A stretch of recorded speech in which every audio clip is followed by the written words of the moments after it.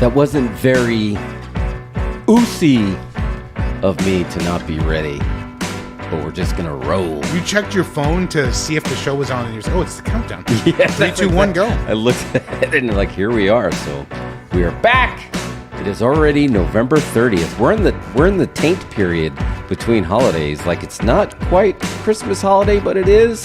You got your holiday taint decorations. Yeah, we got your taint decoration. You got your taint decorated. But yeah, but tomorrow it's all in.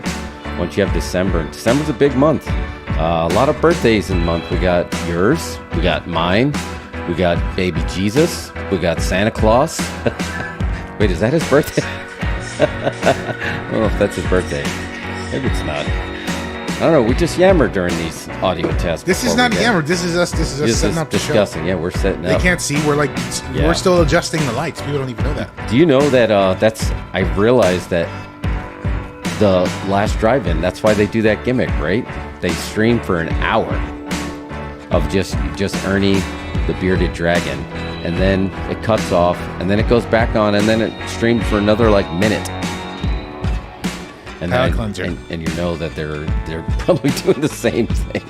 They're just testing it all out. So, and that's coming up, by the way.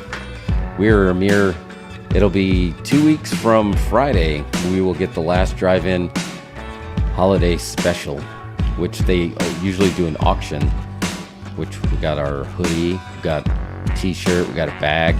That calendar was an unrelated. That was part of their Halloween special, which I need to bring that in and read you those facts. The last driving calendar? Yeah, I want to see it.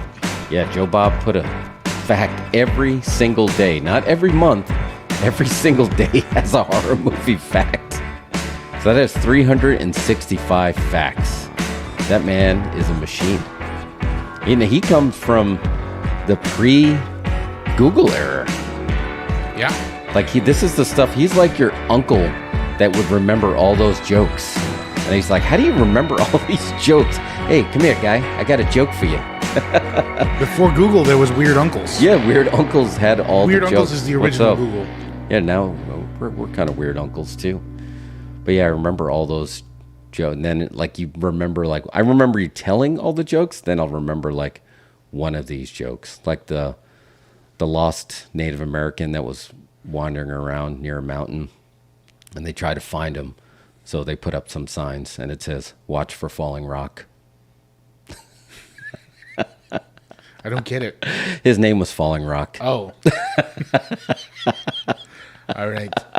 That's Weird Uncle jokes. That's not even dad humor. That's Weird Uncle humor.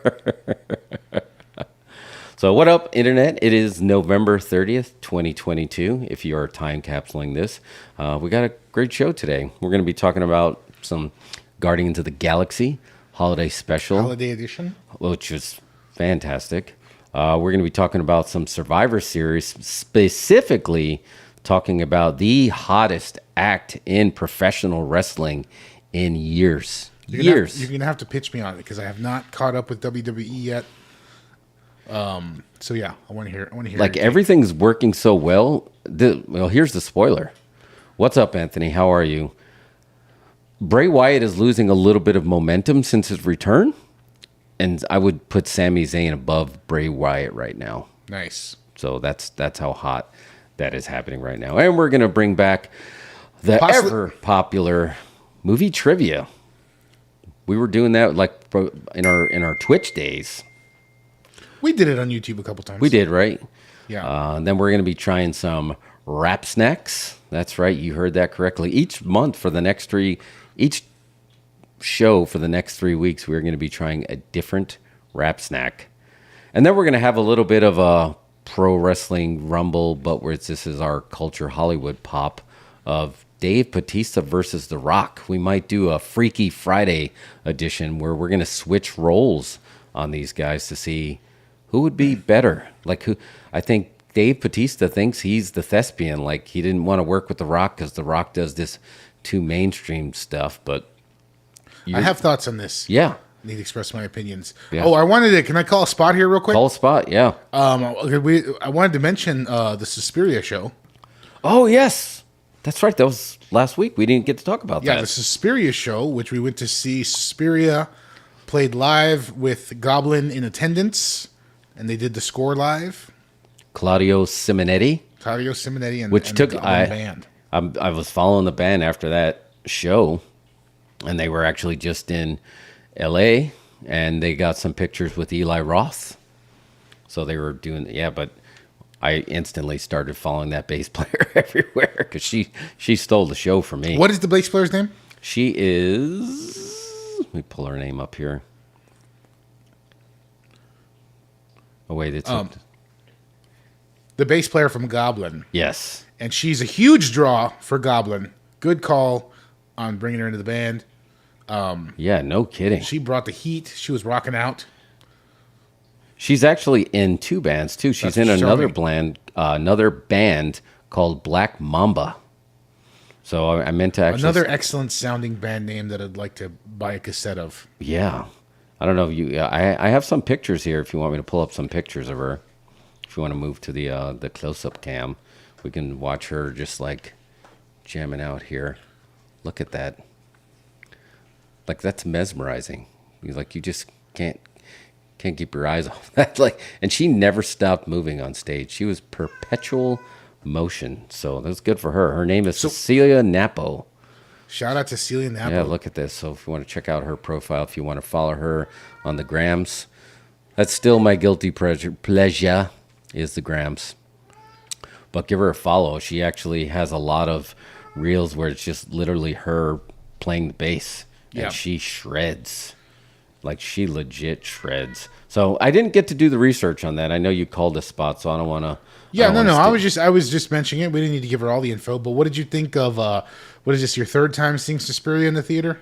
Yeah. Oh well, that was a long day, so it was a little unfair. I think I was I was ill prepared for it, for sure. But I mean, it's really good. You can tell it captures a time period, and this was her peak, and there's something about the charm that it keeps. I wonder how current film fans that aren't into like the history of film would feel. Like somebody who's used to watching, some Justin, the what's the movies, the new horror movie franchise, right? Fill in the blank. How are they going to feel? Conjuring. Yeah, Conjuring. How are they going to feel when they see Suspiria? Are they going to think it's like cheesy, or are they going to really appreciate it for what it is? Would they call it like elevated horror? Would this be elevated horror for them? Yeah, that's a good question. I don't know what that would fall under. Because someone on the internet was talking about it, and I actually responded because they were like, it was like, oh, I'm not smart enough for Suspiria. It's like, it's too heady. It's like, it's not heady. It's just kind of it's just like a slasher, but, with red lights, more red lights. Yeah.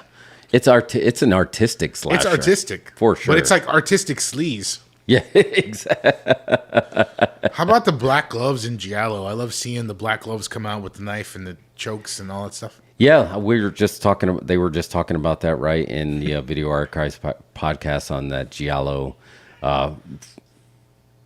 genre, I guess, and that it's always about straight razors and black gloves. Like, is that part of it? Like, do you have That's to? That's my new band name. Called it.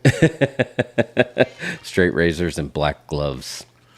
But it was good, man. Though, like what? But there was a film they were talking about in there that they considered American Giallo, and it's like, is that true? And they did it on Video Archives podcast. They did a whole episode, didn't they? Yeah, but it was like, of course, you assume like the ones that were Italian were, but like an American-based one was Happy Birthday to Me really considered like American Giallo? I don't remember that movie. I know they talked about Dress to Kill as well, which I think Dress to Kill, yep. Yeah. I mean, I think Brian De Palma in general, his early stuff is all very Giallo feeling. Blowout. Yeah. I love Blowout, man. That's the John Travolta with the sound tech. Yeah. Yeah, and that was so good, man. He was, he still was giving Brian De Palma some heat that like later on he just felt like, not that he sold it, but he didn't stick to like his original cause. I don't know if that's true or not, though. Anyway, I had someone from a buddy of mine from work was also at the show. We're talking about the post-show throwdown and the musical montage. Oh, yeah. I thought it was awesome. Yeah, it was so good. I'm sorry, when that Dawn of the Dead music comes on, it's like the Rocky theme. Yeah. It oh man, and it hit so well live. Because the only other time I've been exposed to that type of concert was again with you was for the John Carpenter. There's something about those live scores, especially in those horror movies that have those very iconic scores that it just really drives it home. Like I've seen them, like you've seen on YouTube, right? For like Star Wars or like Harry Potter, even Lord of the Rings has done it. But there's something about the intimacy of the horror genre that I feel like it's better. The live score experience are better for horror Yeah, I can see that. because the horror is so important. I did mean to do some research on Claudio. Did you do any more research? Because we're like, wait a minute. So we were doing the math, and like, I did Suspiria's research. If you mean 45 years old, and he was like 5. By research, you mean I asked a guy at work who knows more about music than me. But no, he said that's actually Claudio Simonetti. That he was 20 when he did the Suspiria music. Oh, he was. Yeah. Okay. Yes, let's go to the. But it looks completely different in this. Oh, well, I guess it's possible because it looks like he's 70 years old. So He didn't look 70. He didn't but I look mean, 70. he's European. The food in Europe's way better. Yeah, he's an Italian musician and film composer. He moved to his. Oh, that sounds a little stalkery, Wiki. He moved with his family from Brazil to Italy at age 11. The keyboardist and progressive rock band Goblin, Simonetti has specialized in scores for Italian and American horror films since the 70s. A longtime collaborator of director Dario Argento, Simonetti has worked on several director-produced films, including Deep Red, Suspiria, Dawn of the Dead, Tenebrae, Phenomena, Demony, and Opera. Phenomena. Do, do, do, do, Phenomena. do, do, do, do. Phenomena. So yeah, apparently it's the same guy, and maybe he just filled in the blanks on some of the other band, or maybe he kept as many OGs as he can. But yeah, it was a great show to see live. And he played at the Hollywood Theater in Portland as well. So they're just hitting all the Is that the one you were at? That's the one. Yep, right there in Portland. Nice. That's going to be on our film tour. So shout out. If you go through our YouTube library, you saw I had a little bit of heat with Paramount, but I think they made up for it this month. Now, granted, don't try. You may need a Sherpa to climb those stairs. And don't plan on stretching your legs. Also, don't look up. Don't look up. Don't look down too much, actually. Don't look down too much either. The seats we got for the Suspiria show were definitely the best seats at the Paramount. So Yeah. need to remember those for going Yeah. forward. Because I don't know what happened with the Kevin Smith and Tarantino where we ended up Nosebleeds. in the absolute farthest possible corner. We were way up there, and it was not. They need to update those maps. Speaking in that horror genre, we're not going to talk too much about this because I really think you need to experience this. You have not watched Wednesday Addams on Netflix yet, which is taking Netflix and the internet by storm. Yeah. I mean, she is.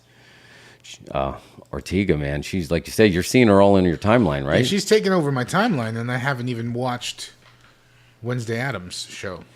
Is Pugsley in it? So they're all in it as cameos. Like she's the only one that's featured regular. But here's a fun fact. You know who is in it? Christina Ricci. I heard she was in it. Yes, she's in it, and she's actually playing someone completely different. She's really killing it. But it's like going nuts on obviously season 2 is a lock at this point. I was a little bit worried because I was trying to think, like, when was the last thing that Tim Burton did?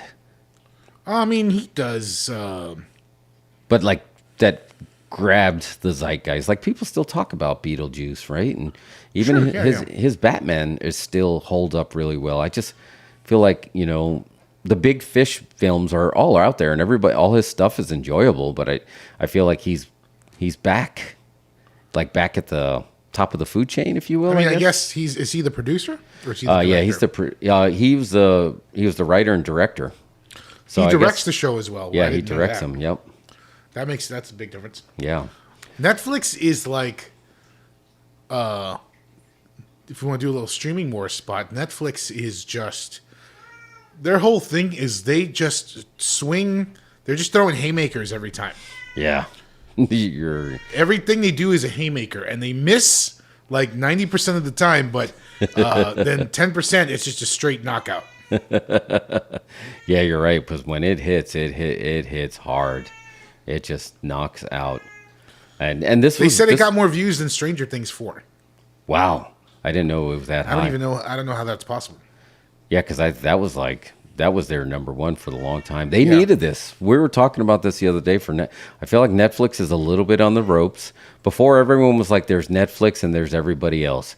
Now I feel like all these streamers have at least one go-to that's in the zeitgeist. So Netflix can't just be like, hey, look, we don't just go to your mailbox anymore. We're actually streaming your house. No, you need something you need appointment viewing. You need a reason for people to say, I am not going to cancel this subscription because of blank. Yeah, and they greenlight so much stuff. They spend so much money. I wonder if they're going to slow down on that, get a little quality control going, because they just shoot so much stuff at you that it's just you I don't know. You can't even know. It's a big chance on Netflix to know whether or not something is going to be good. Yeah, it's just you're walking in blind to stuff. That's true. Which, I mean, I don't know. Maybe for some people that's good, but I like to have a sense of what something is before I watch it, not just all of a sudden. Oh, here's a movie with Hilary Swank and Jamie Foxx in space. Right. Just all of a sudden.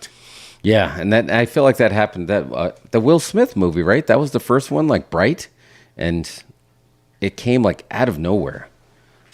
But you're absolutely right. You can't just have like a face for the box, and then that's all you're going to be, and they're just going to tune in. You're going to have to lean on something with a franchise. Let me ask you this: we talk about the Remember Berries. I think the Remember Berries are a little bit different with Wednesday. The Addams, right? Because you have now multiple generations, right? You have even like boomers and earlier that remember their Wednesday Addams was part of the Addams Family TV show when Wednesday was a little girl. Then you have the next gen that know Christina Ricci on there. And then there's also this next, I don't know if that falls into millennial or Gen Z.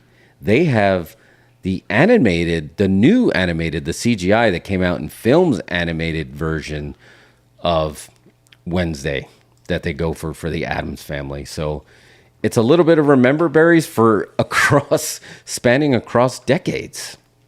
So I don't know if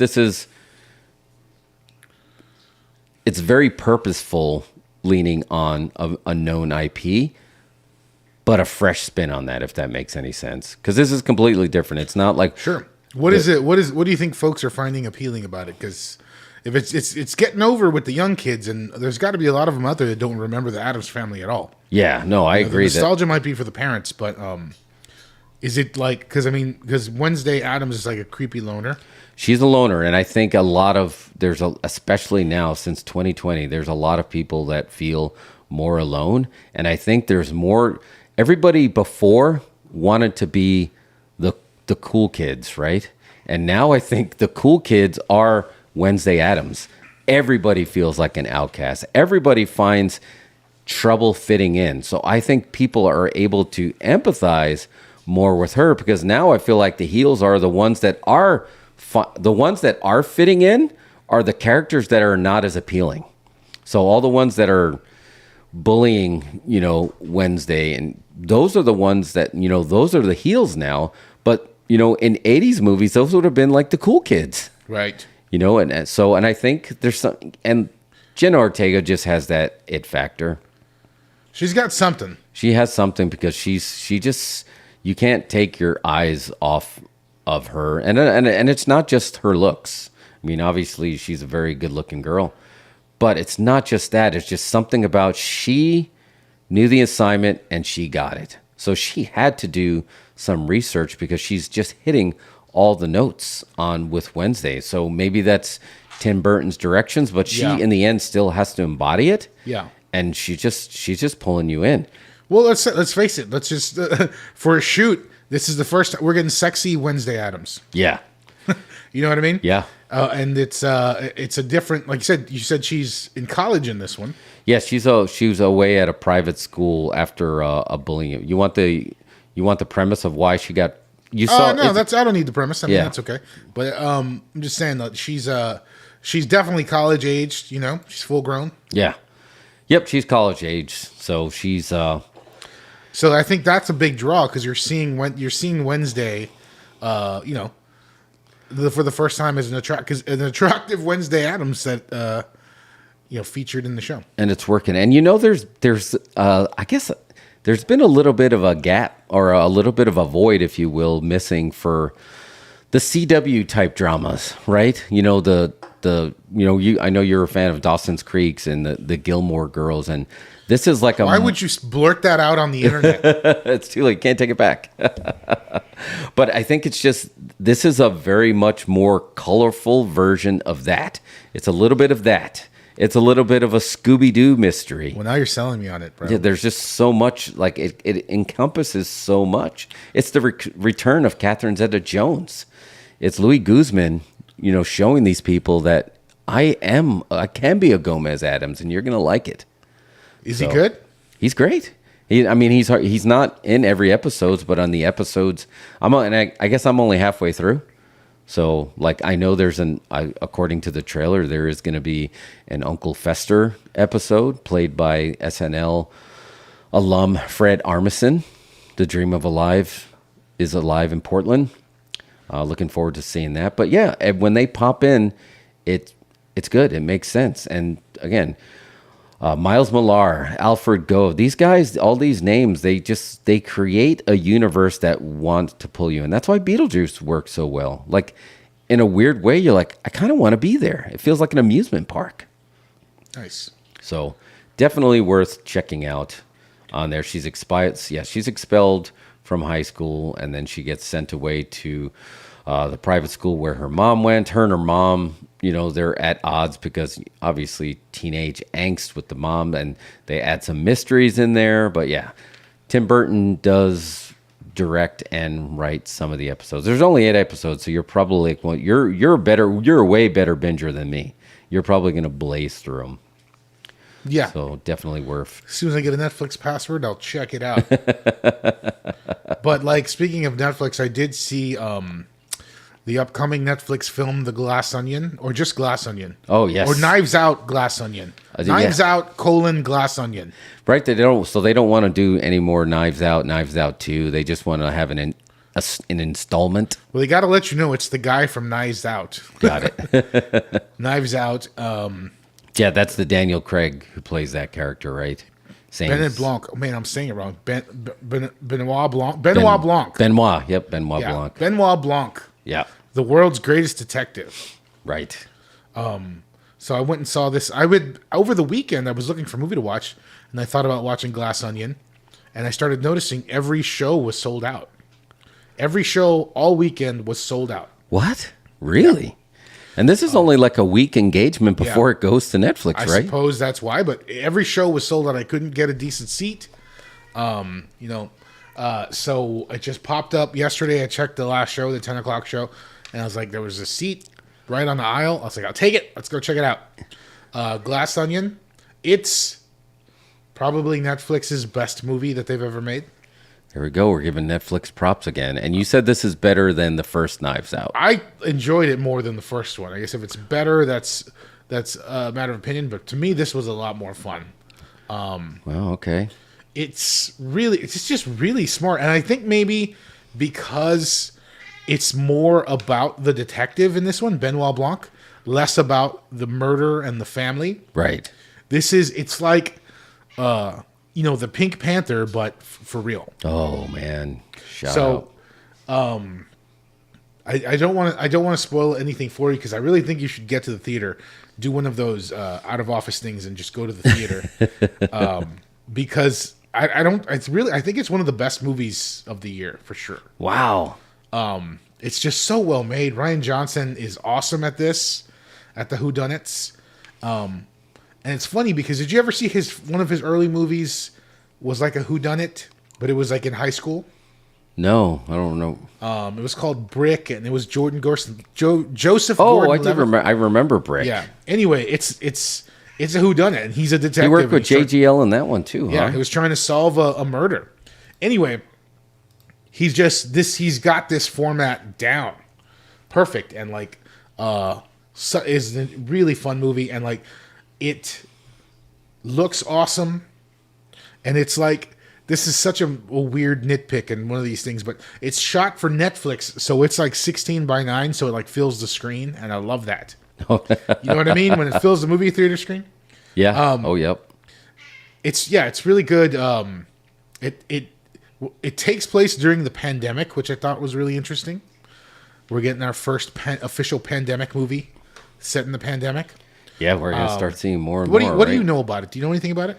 No, I just knew it was another installment of Benoit. Yeah. As the greatest, another mystery. So I likened it. I assumed like, oh, so if the first one was, right. I'm not going to tell you anything about it. Just go and just see it though, because you're going to miss out. It's really well done murder mystery, and like I just want to. After I saw, while I was watching the movie, I was like, and we should tweet this to somebody. Tag Ryan Johnson. He replies, right? Yeah. Is he even? He talking, does reply to. Is he talking to anybody about doing the Clue movie? Because he should be doing the Clue movie. Oh man, Clue's great. Clue's great, and that's. I'd want to see this in Alamo just for the pre-show, because two of my most favorite. He's got the mystery chops and he's got the comedy chops. Yeah. Who all of these folks that complain about Last Jedi, I'm sorry, you were wrong. He didn't screw it up. He just he did his version, and that's somebody else's fault. Yeah, that's not his fault. That doesn't. That's the big thing with him, right? When it comes to The Last Jedi, it's not that it's a bad movie. It's just it was bad in the sense that it didn't fit the entire narrative. But who's, like you said, should there have been somebody to shepherd it to make sure that you had a cohesive story through 3 films? Does that mean when it goes off the rails, you blame right where it went off the rails? But he didn't help. Like, he went on Twitter and he fought with people, but he was protecting his work. He wasn't interested in Star Wars canon. He was interested in his work. But I mean, you got Brick, Brothers Bloom, and I didn't see those two. Looper was fantastic. Then he did Last Jedi. Then he did Knives Out, and then he did Glass Onion. You're saying that's good too. But I saw Looper and Knives Out, and those were both great. So you can't say he's a bad filmmaker. Yeah. I think Brothers Bloom is an acquired taste.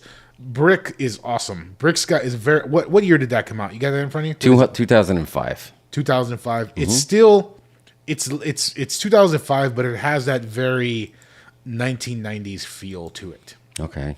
I would recommend seeing that if you're going to watch some Ryan Johnson. But go see Glass Onion, dude. Like, it's really, really surprisingly good.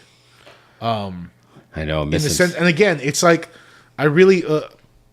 They're trying to turn this into an IP, and they're going to do it probably after this. Oh, yeah, I think this is a success. I mean, everything I'm hearing so far. This is still an original IP developed for a movie, not a book or a video game or a whatever board game. It's just an original guy, an original story that they've come up and created a franchise out of it. That's great. I love seeing that. Yeah, no, I totally agree. I think you need to support those types of movies. So, I mean, here's a fun fact. Even if this is just a week-long engagement, it grossed over the weekend. It grossed almost $10 million. And this was a Netflix movie. So I'm telling you, every show was sold out, dude. Yeah. I mean, that's huge. Knowing that it's going to be on Netflix next week, and Netflix made an event like go see it before you can see it for free at home, or not for free, before you can see it on your subscription at home, go see it in theaters, and people are like, cool, I'm going to pay you twice. And you're saying that it's worth it. Well, it's like, it's the whole, the evolution of the streaming war, Yeah. It's like theaters before were like, well, if your movie's going to stream in a week, we don't want it. Yeah. We don't want to run it. But now it's like we're in a period, we're in between Wakanda Forever and Avatar where there's nothing.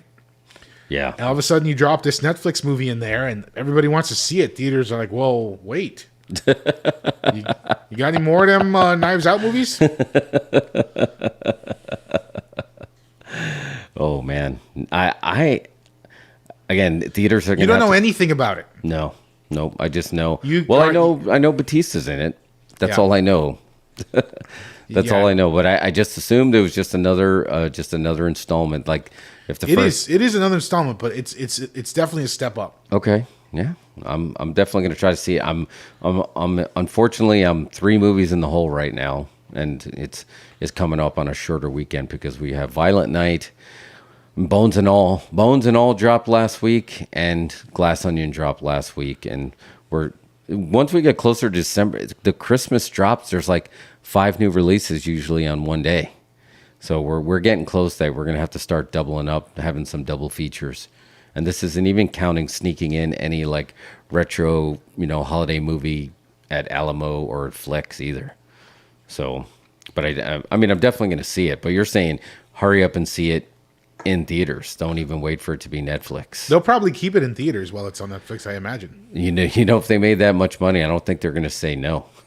Netflix can't back out now and say like, oh, well, we're going to hang on to it a little more.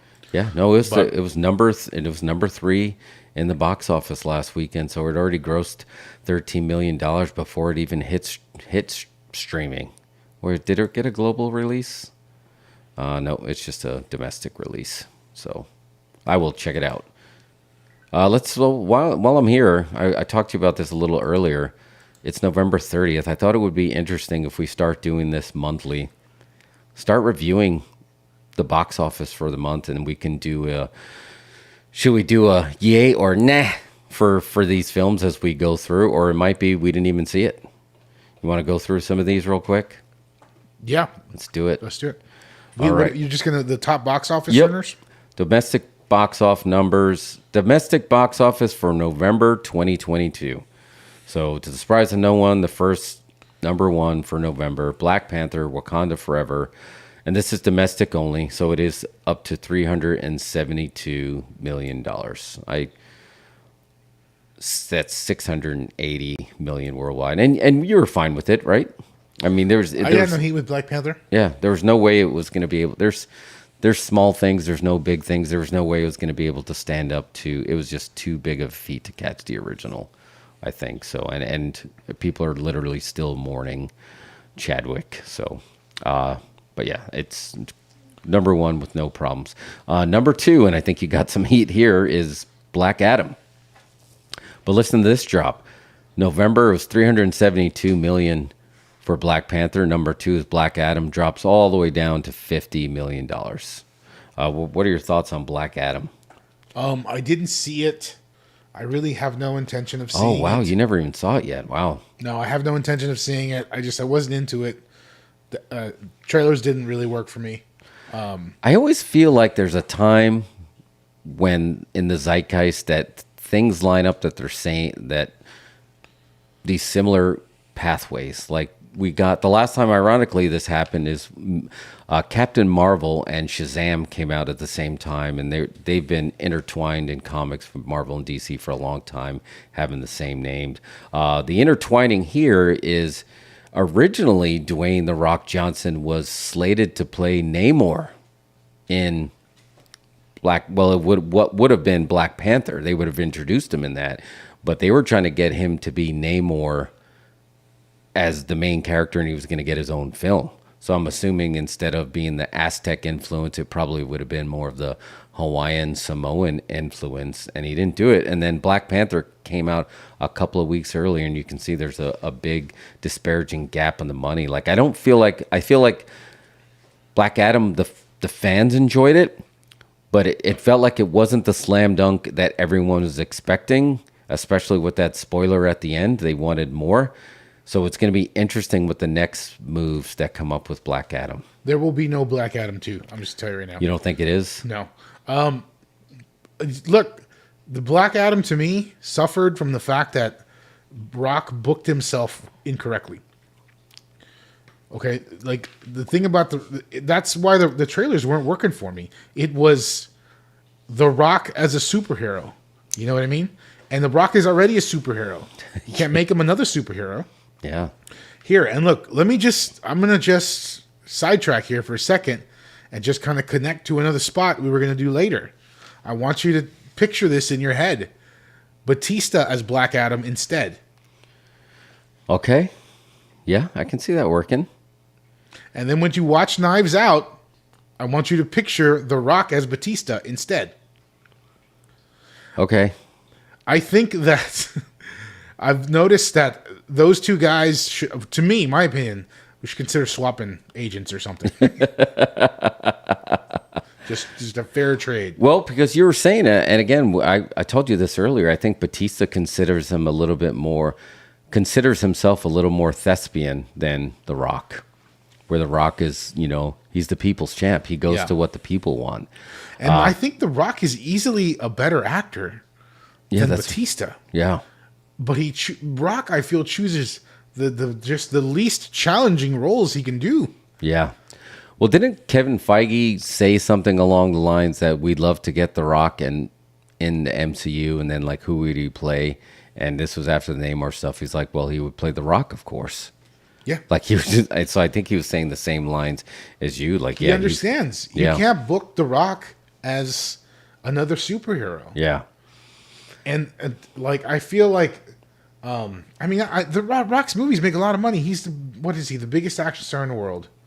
But I guess maybe it's for a certain audience. The Jumanjis, the Tugboat Captain movies. Oh, yeah. You know what I'm saying? Yeah. The Giant Gorilla movies, the Buildings on Fire movies. You know what I mean? Yeah. It's just, I don't know. I feel like he's doing really uninteresting stuff. And Black Adam, I think, is just the biggest indicator of that. No one wanted to see it, and he pushed it so hard. Yeah, for years, close to a decade, over a decade, right? That he was pushing to get this film done. Yeah, before he got it done. So, well, it's sitting on, like, if you're looking at its domestic and merging it with its worldwide, he's looking at $378 million. Supposedly, that's not enough that might be just enough to break even, but not enough. So we'll see where that goes. If you break even, you lost money. Yeah.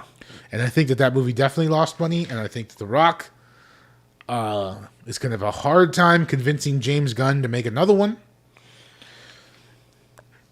James Gunn would be like, how about you're in the Suicide Squad movie instead?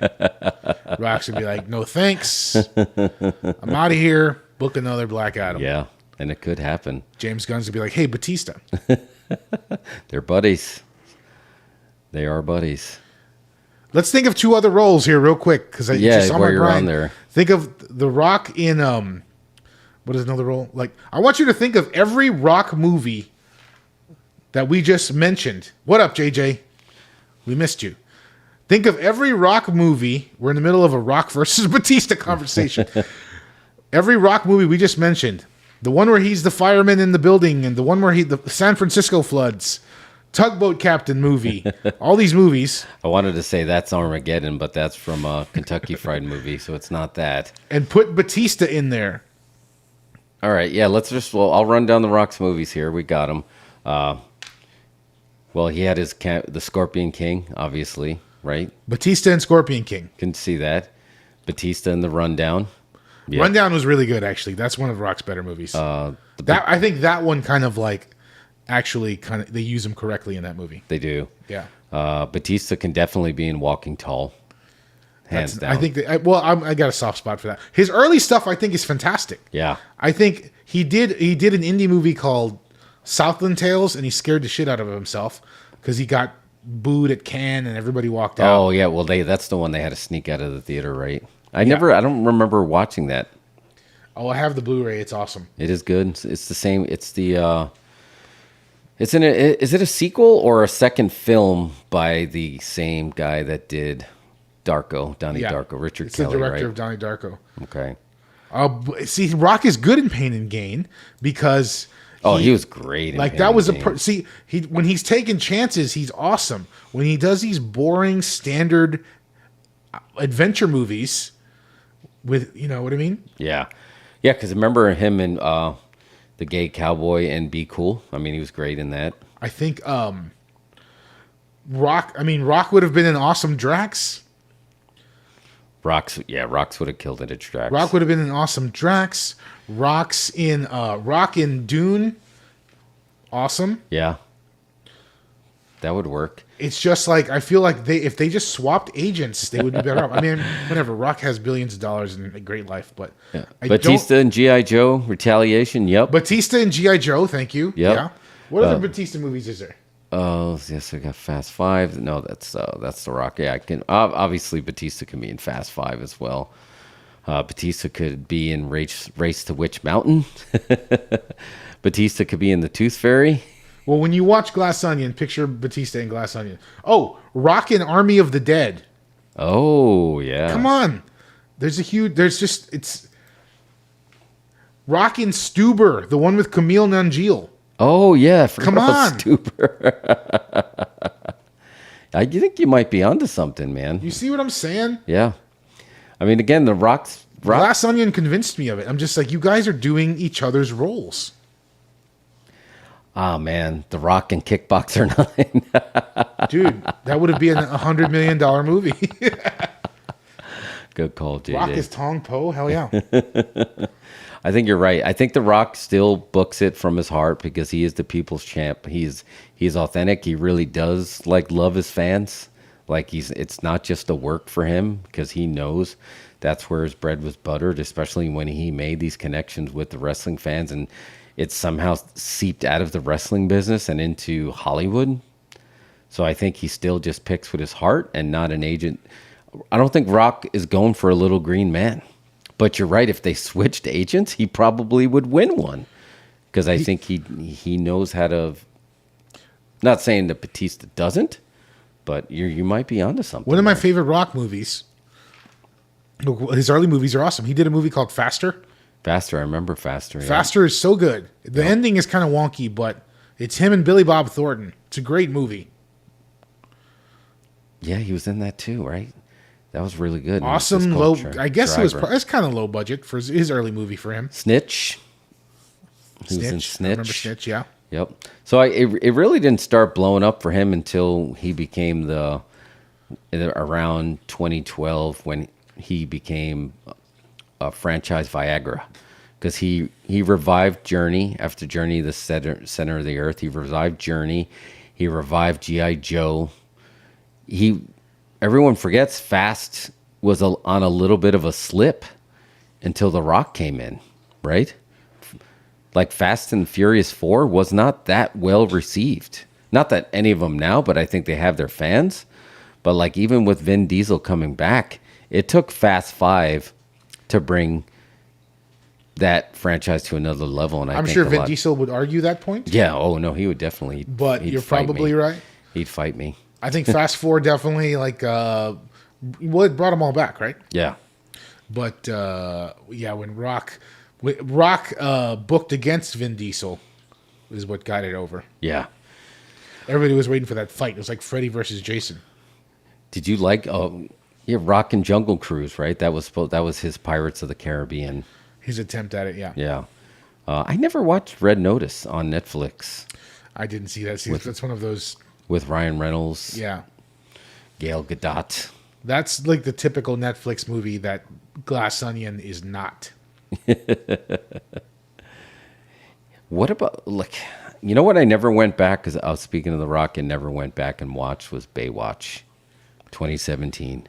Did you ever watch that? I watched it. It was okay. It was not great. It's just, it basically was trying to do 21 Jump Street. Oh, okay. The revival of 21 Jump Street, which worked. That one worked. Baywatch did not. But it was the same idea. Yeah, kind of. Oh, bummer, man.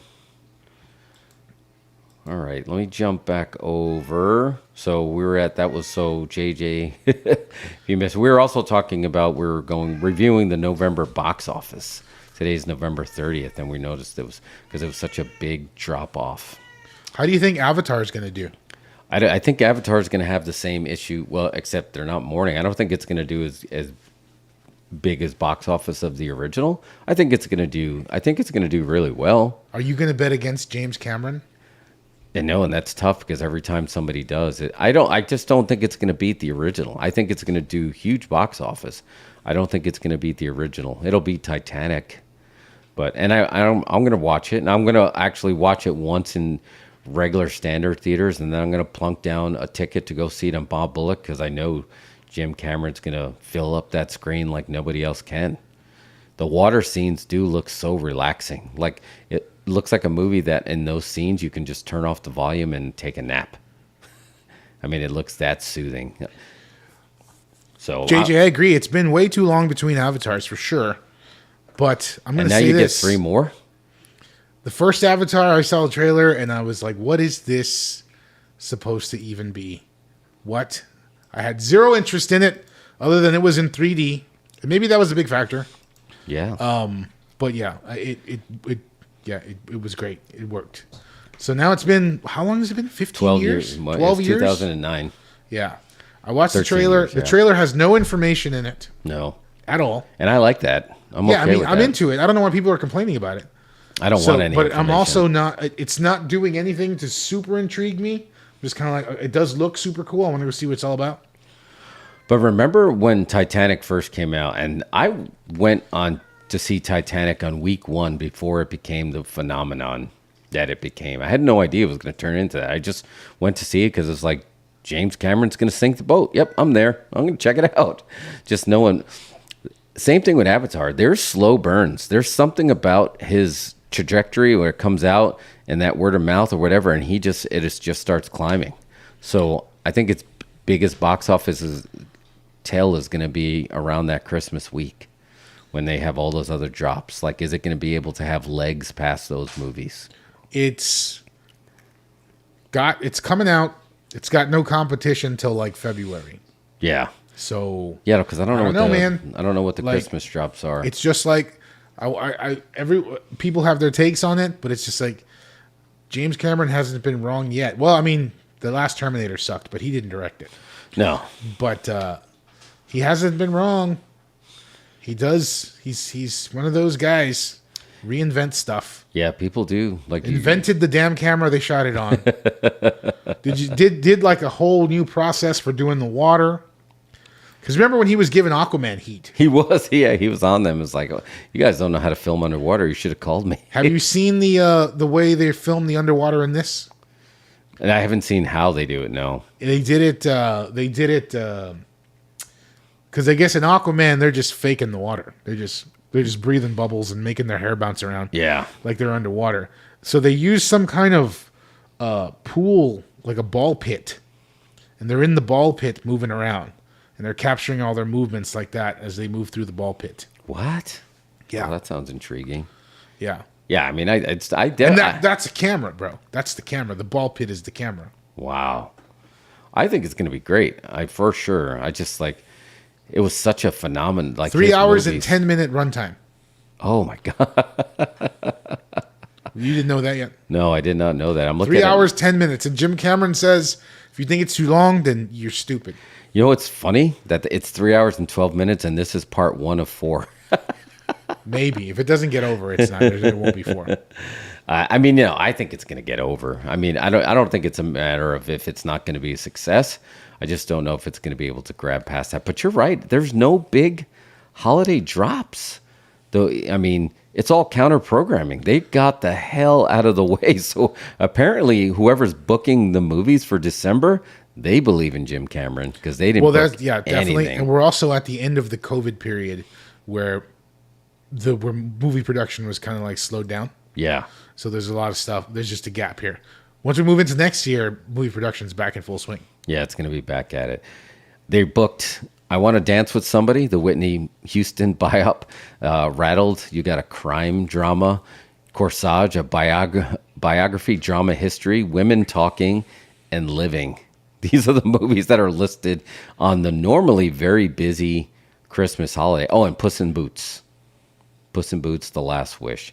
They got the hell out of his way. So I think, I mean, it's going to make baller box office, but is it going to be able to make that, what is it, $2.7 billion? For so long, it just seemed untouchable. But is it like the first time somebody runs a mile and then all of a sudden 3 other people run that mile next week? It's getting released in China, which Black Adam and most of the Marvel movies did not. Oh, he's really? Yeah. He's getting that China release, huh? Yeah. So you got the domestic. So if you were just talking domestic, you're not like, so Avatar's the global champ, not the domestic champ. It's number it's global. 4. It's all about global now. The domestic barely matters anymore. That's true. So because that's the Force Awakens made almost $1 billion just in the US. But Avatar's 4 domestically, but as far as like globally, which like you said, it's $2.9 billion. Like Avengers took so long to get there, and then it beat it, and then they re-released Avatar, and then it was enough to take the crown back. But now it's just Disney screwing with us because they own both, so it doesn't matter. Disney wins either way. But you think it's going to be able to come close to that 2.9? I mean, it's already got 2 viewings for me, whether it's good or bad. For me, how much did Top Gun Maverick make? We didn't expect that. Yeah, that's true. We did I'm not sure of it, but I'm not convinced it won't. Yeah. You never know. What if it's really good? What if it's really good? Look, if it's bad, it's not gonna get over. But what if it's really good? Actually, that Top Gun comparison is actually a really good call because no one saw that coming. Yeah. And it kind of went for a while without any competition, and now it made $716 million domestically. Now, only 1 point. It didn't have the same reach global. It was about the same. Yeah. But no one saw that coming. I mean, it's the top movie. Just for comparison, these are the movies that Top Gun beat in 2022. Doctor Strange, Jurassic World, Black Panther, Minions, Thor, The Batman. Just those movies alone. Any other year, those movies I mentioned would have been the top grossers of the year. By the way, that's a good short. We'll go back and cut that out. Right? That's how many movies it beat. That's crazy. Yeah. So who knows, man? Like I'm not ready to bet against Jim Cameron. No. And unless the movie's really bad, I gotta think it has a fighting chance. Okay, we're coming up. I mean, it is kind of crappy that we just had Black Panther, which had blue underwater people, and there's another movie about blue underwater people. Yeah, where did again? We were talking about that stuff happening at the same time. There you go. Yeah. There's another one. So, but it's being that it's been 12 years, you've also got a whole new audience now. Yeah, it's kids that grew up, maybe saw Avatar on cable, or maybe didn't, and just saw the trailer for the new one and think it looks cool. Yeah, it's got a very anime vibe. I feel like, don't you think so? It's got the vibe of a cartoon. Well, if they even can capture a little bit of that, it'll win because anime is the future.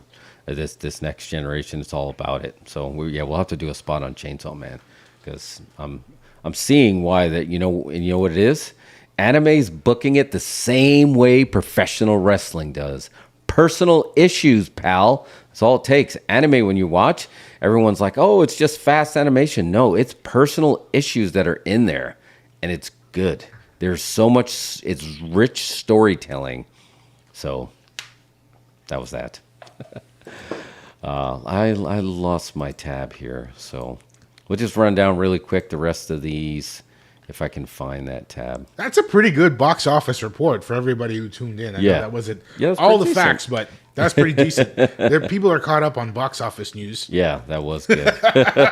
That's good. What's the link? Where can they get more box office news, Jeff? The same. If that wasn't enough. The same place everybody does. The ill revamped Box Office Mojo, not the original. Although I'd like to find you know how the internet has it makes a copy of itself. I'd like to go back and just look at the ill font, but better provided information of the old Box Office Mojo.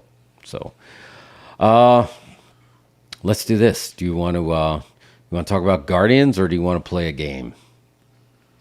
No, let's talk about Guardians. You want to talk about Guardians? Yeah. So we had recently last week the Guardians of the Galaxy Holiday Special that was released, written and directed by James Gunn, and it was the second of Disney's and Marvel's specials, first being Werewolf by Night. And the Guardians of the Galaxy are on a mission to make Christmas unforgettable for Quill, head to Earth in search of that perfect present to make him start loving Christmas again. And if you watch the trailers, you know that special present is Kevin Bacon because he loves Footloose. So you actually beat me to this, and you talked about how much you're like, wow, this is really good. What I liked about it, and I loved it. I thought it was great. The soundtrack, it's James Gunn. It's going to be he just knows how to sync music with his film choices, and it works so well. I mean, look, Marvel is still, printing money off that. Yeah. Every trailer is a needle drop now. Old 70s pop tune. Yep.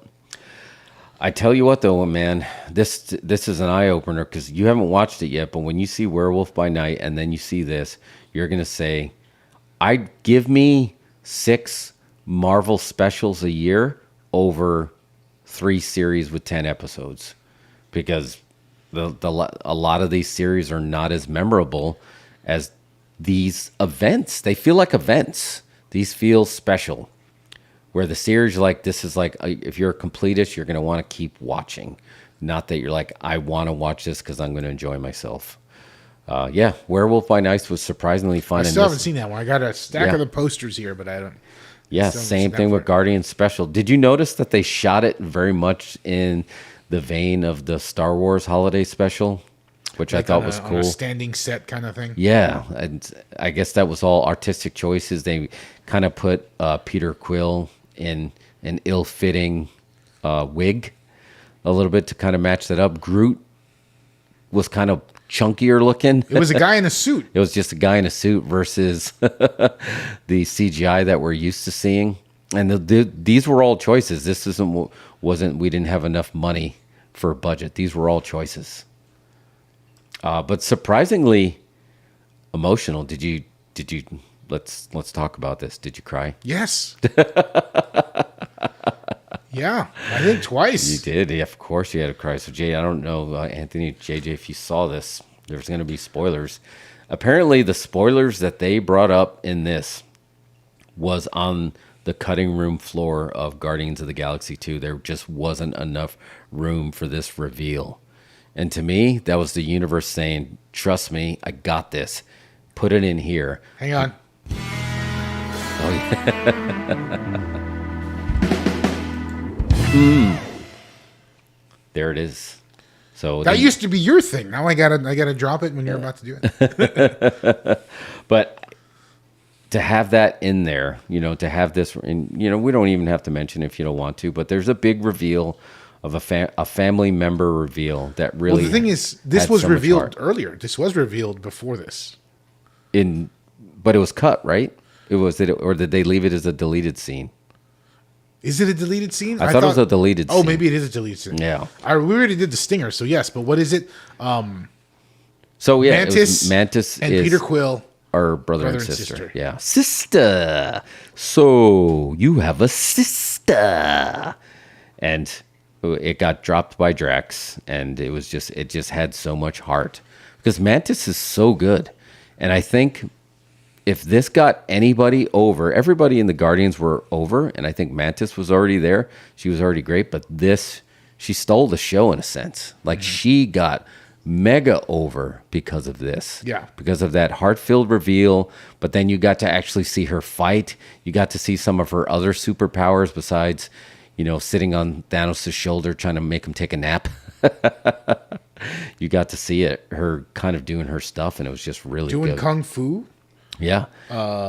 Doing her creepy crawly Spider-Man. Oh walk. Man. Did they change the frame rate on that? They did something like that. Because when she was running along the wall like a mantis. Effect low cost. It looks so good. It just like pulled your eyes in. Kevin Bacon is now officially canon in the MCU. Yeah. Which I don't know if that's gonna see anything break internet wise, just because Kevin Bacon was in Marvel, right? He was in the first X-Men First Class. So now is this the first time that an actor and then a character played by that actor share the same universe? We'll have to look up that fact. Yeah. That might be. But what did you like about it? Oh man, I thought it was just great. Like I love the music. The opening song is amazing. Yeah, I've listened to it 1,000 times since I watched it. It had the exact vibe a Christmas special is supposed to have. Right. Felt perfect. Started with that animation. Like you said, the Mantis storyline, the way it wraps up at the end is great. They had the celebrity guest star. Yeah. Everything it worked so well. I loved it. The whole James Gunn his talent, I think, or one of his talents is just doing things.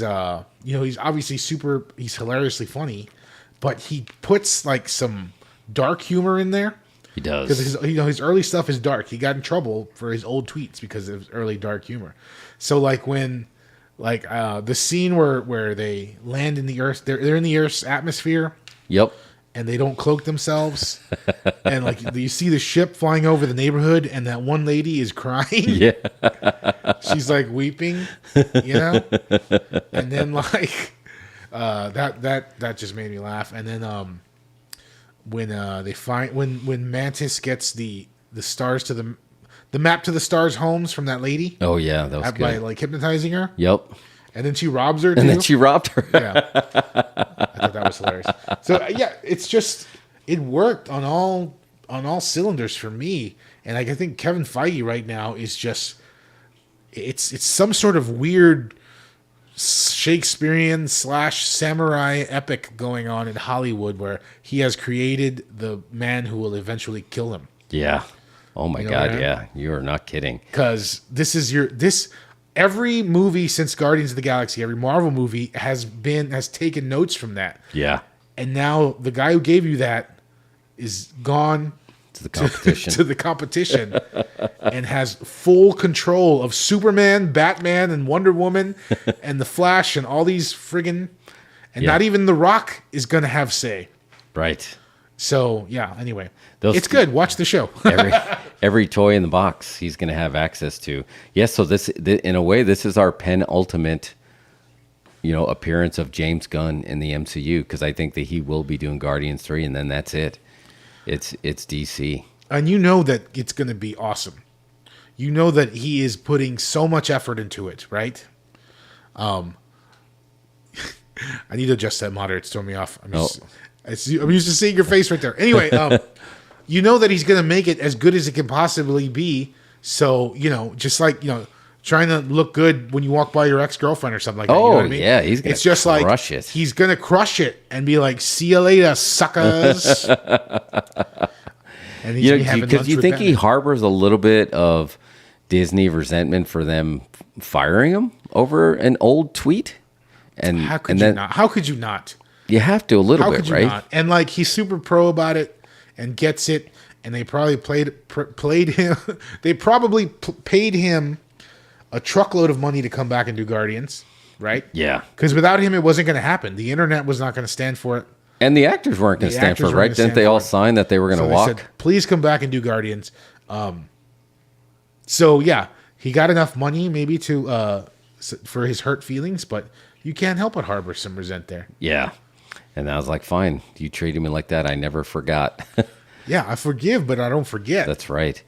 And yeah, it's going to be really, because, the Suicide Squad, people, if you're sleeping on that, you missed a great film. And one of the best superhero series is Peacemaker. So you can't sleep on James Gunn. Like, don't bet against the gyms.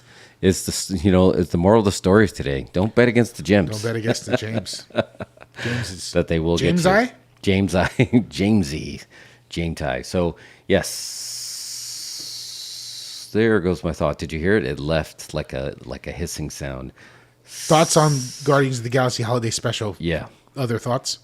No, that was it. It's great, and there's really not much to it. It's 45 minutes. Everybody crushes it. A lot of like inside jokes. A cool animation, which was that rotoscope animation. So I feel like he like you said, he hits every note, and this is going to be something. It's standalone enough that this is something that you'll want to watch every year. We were talking about you'd watch Werewolf by Night every Halloween, hands down. Same thing with this. I will watch you. You'll be able to watch this every year, even if you I agree. know James. I cried when Mantis finally revealed to Quill that she was his sister. Yeah, and I cried when what is the name of the guy with the mohawk now?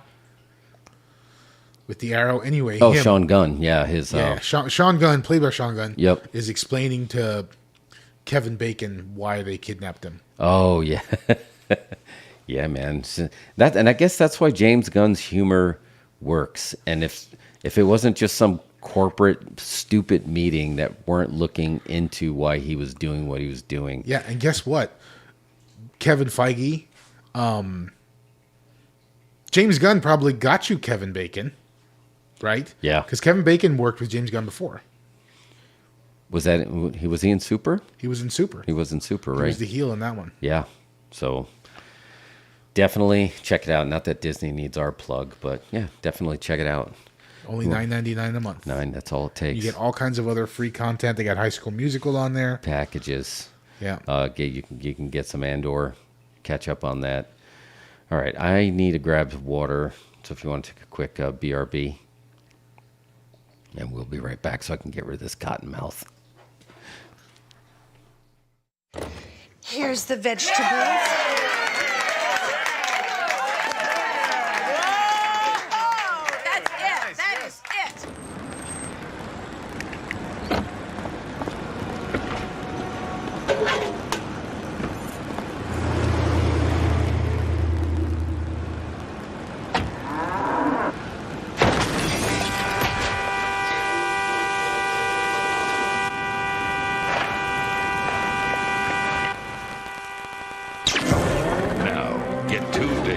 On all new releases at Rogers Video. Hi, Video Sam's got exciting news for you. You can now rent a video overnight and hire these great movies from only 99 cents. But the best news is that by purchasing our special package plan, you can have this VCR absolutely free. Ring now, 892-3311 for details of this amazing offer. You could have a video at home tonight. Remember, 892-3311. Video Sam's libraries are convenient to you. Movie tonight on video. Movie tonight on video. You can rent a video player, too. There's a store near you, sweetheart. Movie tonight on video. They're helpful and friendly with films for the whole family. Movie tonight on video. Movie tonight on video.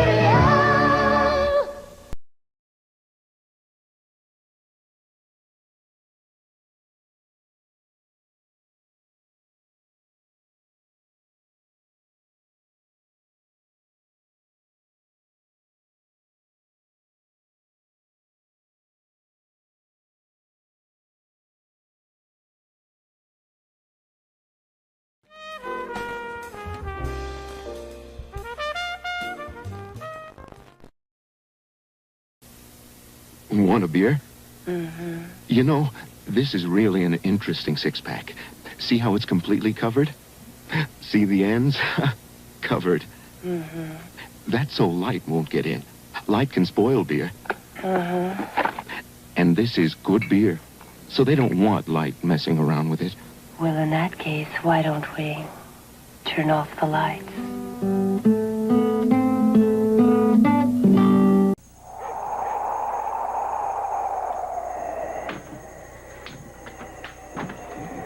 Where are you going? To get a Stroh's. That's about a 200-mile hike through heavy snow. I know. If you think of it, get two. From one beer lover to another's Stroh's. I don't know what to do. What would you do if you were me? America's got this beer.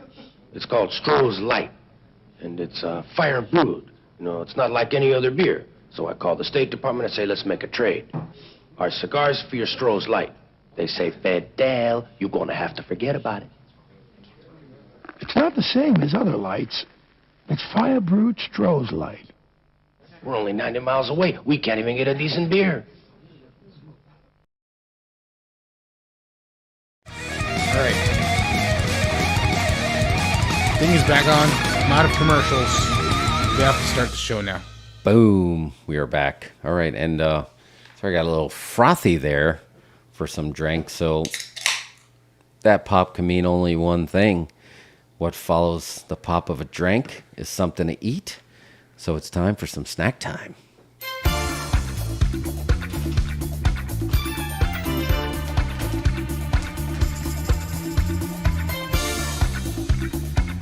You put it in. Okay. I got the close-up shot queued up.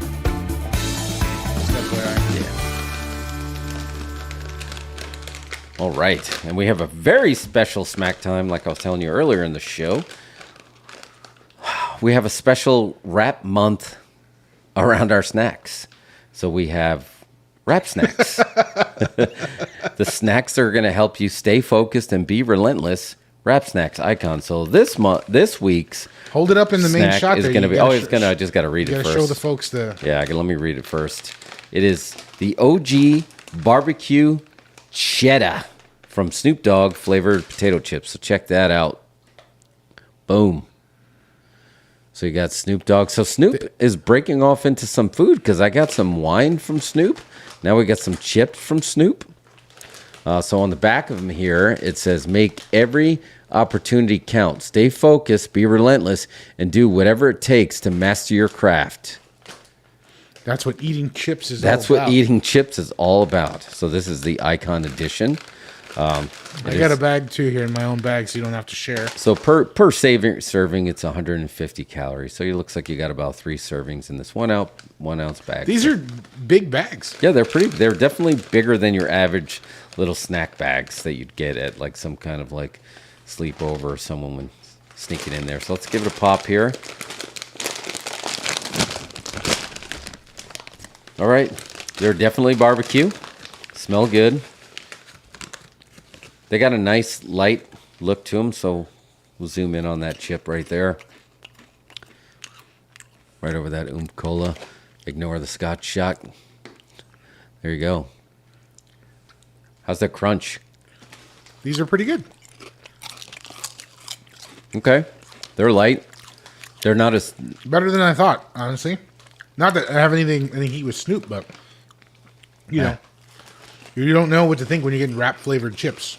Wrap snack. Have you had his wine? What's that? Have you had his wine? I haven't. It's pretty good. Snoop diversified. That's what you got to do. That's what you're always talking about. You got to create a brand. He does. Snoop's all over the place, man.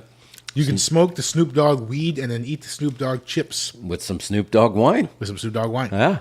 And then watch a Snoop Dogg movie. Probably Bones. That was a good one. We'll give you one more shot. If you want to see the back of how he tells the story of how to be relentless. If folks watching can scan that QR code now. Yeah. Give that a scan. It'll take you directly to Snoop's phone. Yeah. Look at that. You got all the socials on there. Twitter, Facebook, Instagram, TikTok. Speaking of socials, do we have any social updates? We do. We have some social updates. I wanted to give a shout out here to, let me jump over. Wait, we have one big update. We do. You ready? I'm ready.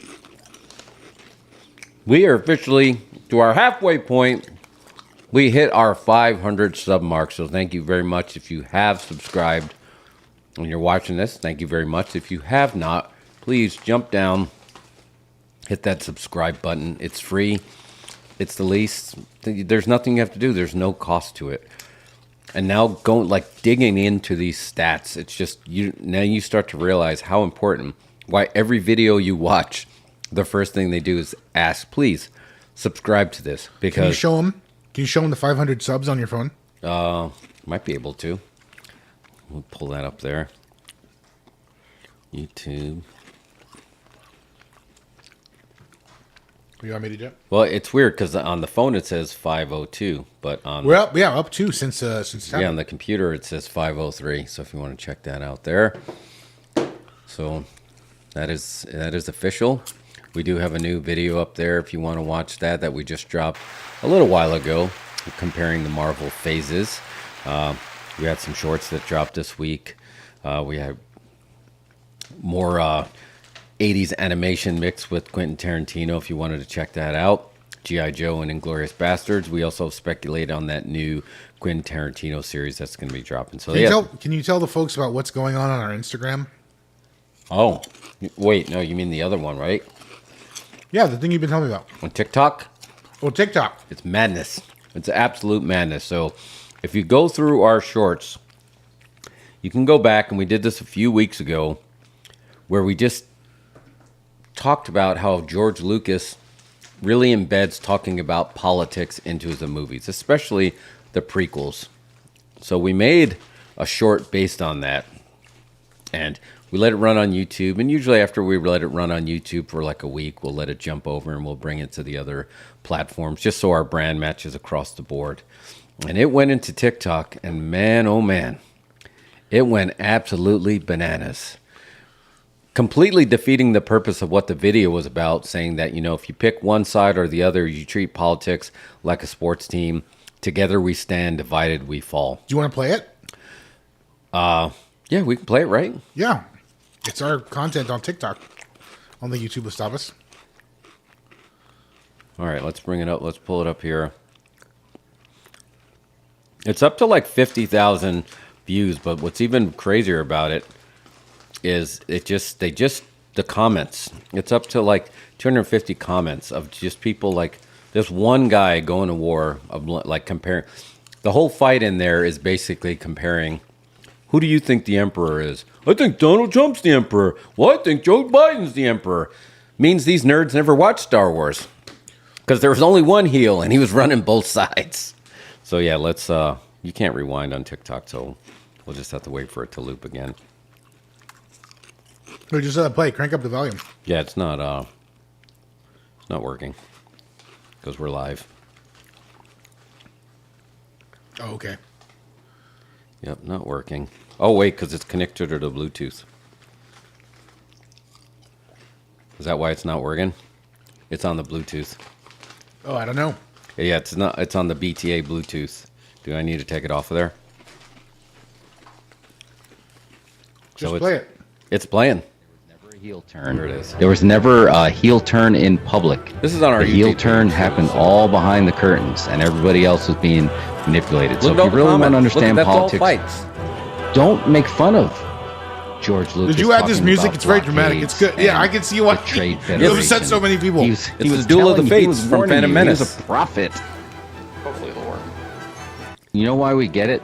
Because That's we this saw is really Star good. Wars. Honestly, I We didn't. I know don't think I watched that it. if you're not careful, democracy is fragile, and if when it did die in Star Wars, it died to thunderous applause. I didn't realize it had all this It going wasn't- on, dude. There wasn't. Now I There get was it. never a heel turn. There was never a Look, heel people are turn liking in it as public. we're watching it. The heel turn. Because I remember the happened clip when all we talked behind about it on the curtains, show. and everybody else was being manipulated. So if you really want to understand politics, I get it now. don't make fun of. Yeah, it's going George bananas Lucas on there. Talking about blockade. So yeah, it's becoming one of our highest viewed piece of content across all platforms. And I really don't understand. Shout out to YouTube and social media content creators. If you want clicks, get political. Yeah, start fight, and you know we're usually the opposite of that, right? Well, I mean, I'm a baby face at heart when it comes to this kind of stuff because people don't really want to hear like what your real opinions are.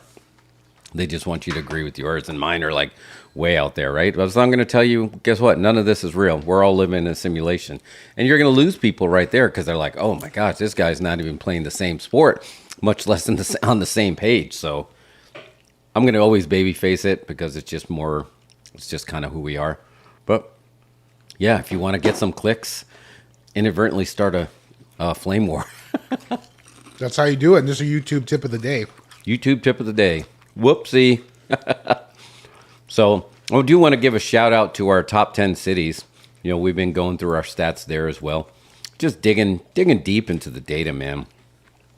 There's a lot of data points in there, and we've been playing a lot of it because we're just trying to understand computers. You know, we're just trying to understand that talk. So I want to give a shout out to the top 10 cities that are viewing our content. So New York, LA, London, Chicago, Dallas, Austin, Atlanta, Houston, Bengaluru, and Miami.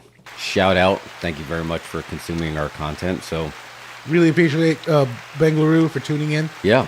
And if you catch this and you haven't, you know, share, like, subscribe, hit us up. Hit us up on our socials. Find us. Give us a screenshot of you sharing, and I'll send you a sticker. I'll send you one of our Geek Commander stickers that you can see right there at the tip of my laptop there.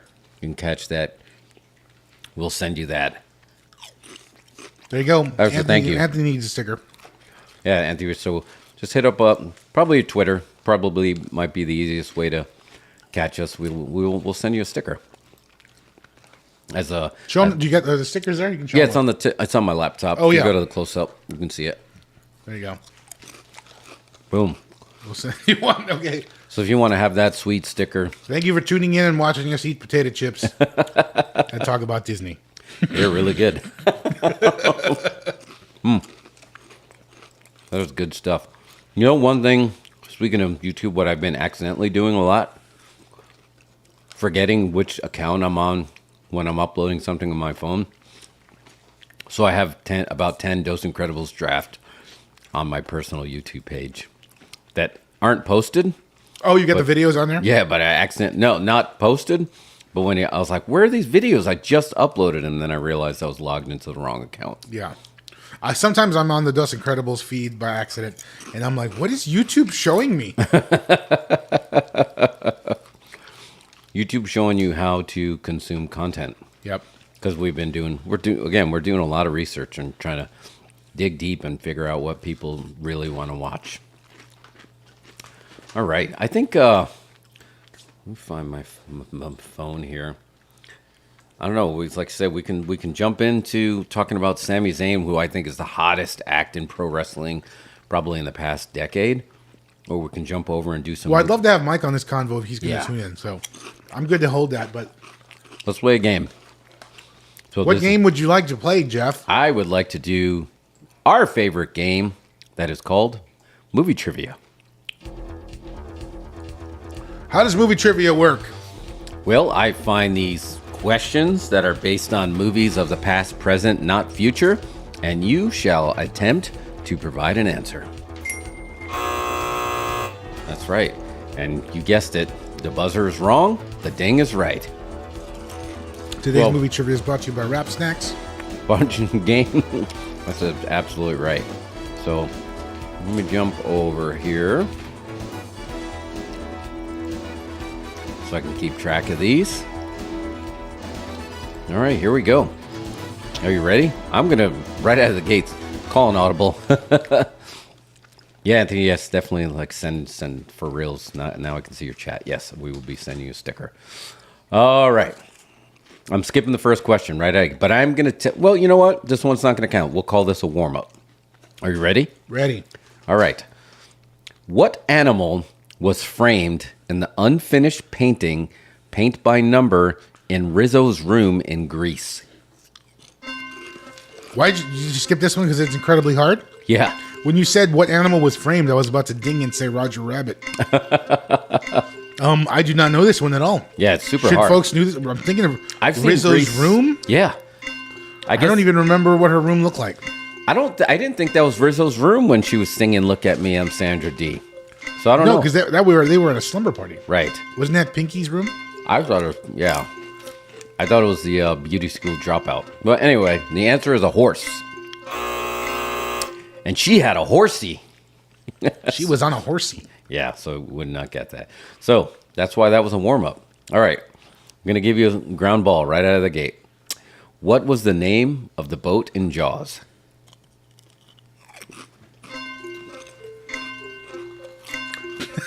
Really? The boat? The name of the boat? Oh, I thought this was a ground ball. It wasn't the Indianapolis, was it? No. No, that was the I know that was the USS. One. Yeah. I'll give you a hint. It was based, well, there was another movie that was considered a Jaws knockoff that had this name. Piranha? No, or maybe this one came first.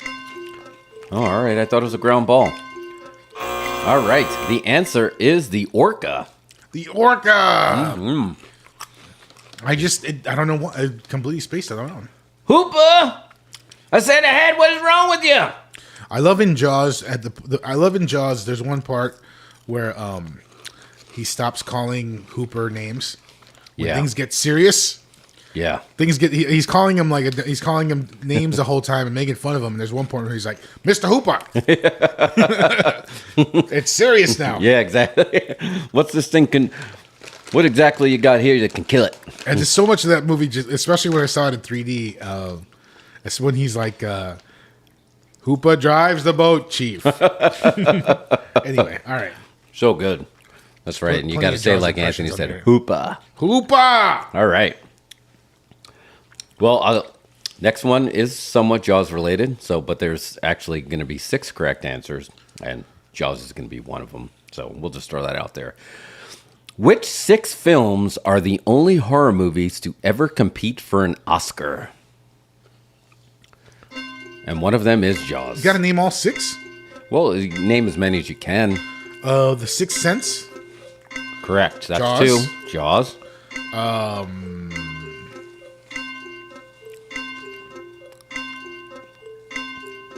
The Exorcist. Correct. That's 3. You'll get a couple more. The Exorcist. The Exorcist, Jaws, The Sixth Sense. You said those 3. Yeah. You want a hint for one of them? Yeah, give me a hint. Silence of the Lambs. Silence of the Lambs is considered a horror movie. That's 4. What's 5 and 6? Black Swan is considered horror What? in a sense, yeah. Okay. And the most recent one is Jordan Peele's Get Out. All right, I should have got that one. Okay, yeah, that's Black terrible. Swan was the only one that would have been tough because I know that is horror, but wasn't. Black Swan, I didn't think was a horror. Anyway, Yeah, that's, exactly. talking about American Giallo. That's a Giallo, right? Yeah, I guess that would be, huh? Anyway, maybe All we'll right. ask Eli Roth.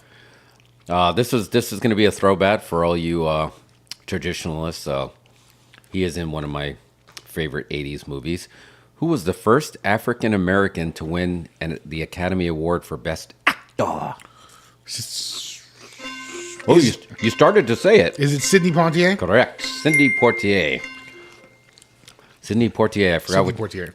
Because again, one of the Shoot to Kill, Kirstie Alley, Tom Berenger, Sidney Poitier. Yeah. What I need for you is to get me through those mountains. Oh, so good. All right, I'm going to skip that one because it's kind of lame. Whatever happened to his daughter who was in Death Proof? Oh, yeah, she was fantastic in Death Proof, Did too. she ever do another film? I have not that I know her of. She just did one weird indie Austin movie. And that was it. There was an interesting short that I watched with Quentin Tarantino talking about the advice that he got from Sidney Poitier about Django Unchained, which I thought was really... He's like, I'm really nervous about shooting Django. He went to dinner with Sidney Poitier and talked about this, and he was like, I'm nervous about it because we're literally going to be casting, hundreds of actors that I'm going to be asked to be where there is literally plantations and they're going to be dressing it. And it's like, I can't empathize. I want to, and that's crazy for him because, he's usually pretty bold and just gets it out there. And he was having trouble justifying himself. He's like, Sidney Poitier, well, he's like, sounds like you're just going to have to man up. You're afraid of your own movie. It's a great story. It needs to be told. He's like, don't film it somewhere else because he's like, maybe I film it out of the country so I can be 1 degree of separation. I love hearing Quentin Tarantino stories. Yeah, they're so good. I don't know if it was on Video Archives or another podcast, but he was talking. He'll just casually drop something. Will come up. Steven Spielberg. Oh yeah, I had dinner with Steven Spielberg. I spent the weekend at his house. Oh, the deer hunting trip. Yeah, that was so good. Where Steven Spielberg explains to him that he's not going to win the Oscar. No, it was so good. He's like, first movie, Little Gold Man. For writing, not too bad. Not too bad. Oh my God. That was so good. All right, back to trivia. We're going to jump over to some James Bond trivia. Which James Bond movie was the first for actor Pierce Brosnan as 007? That would be GoldenEye. Correct. GoldenEye. Also was that an N64 game? One of the first very influential first-person shooters. Yeah, so good. All right, sticking to that theme. Going to be pretty tough, but let's see how you do. What year did Sean Connery star in the James Bond movie Dr. No? 1968? No. 67? No. Lower. 66? Lower. 65? We're so close. 1964? Nope. 2 more. 1962? 1962 is correct. Yeah, that's way earlier in the 60s than you expect, because I think they had bigger gaps between Bonds back then. Because he was the 60s Bond, He was. Right? And then Roger Moore was considered more of a 70s and early 80s Bond. All right. We were already talking about this, but we'll just throw it out there.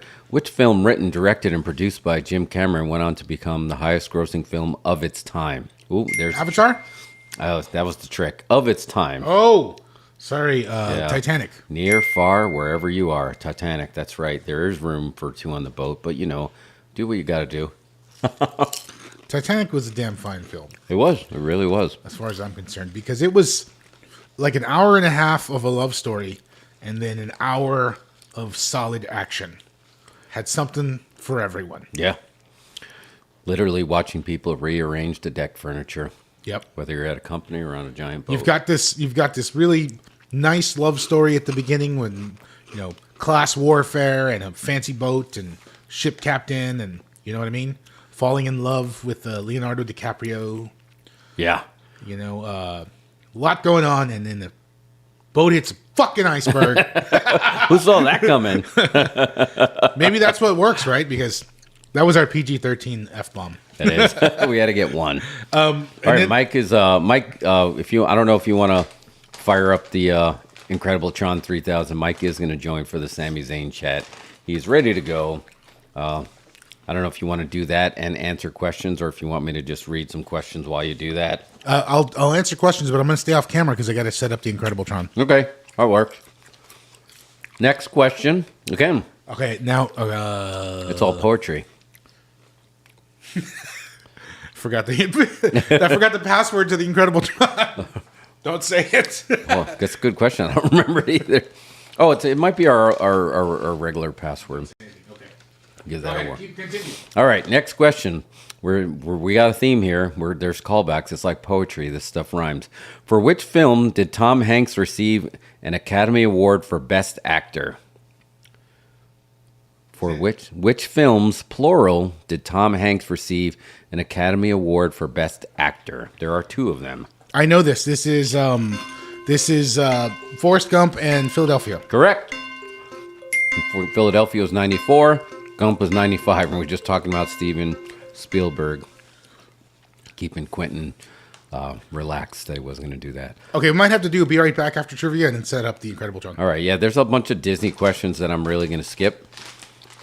I'll throw you at a Star Wars nerd question. Who was the only non-Jedi in the original Star Wars trilogy to use a lightsaber? This is the OT. Han Solo when he cuts open the thing. Correct. The Tauntaun. Approximately how many languages can C-3PO speak in Star Wars? I don't know the exact number, but it was like 1,000. They called it 6 million forms of communication. So not necessarily a language, but I guess it's all a language. All right. I'm going to skip that one.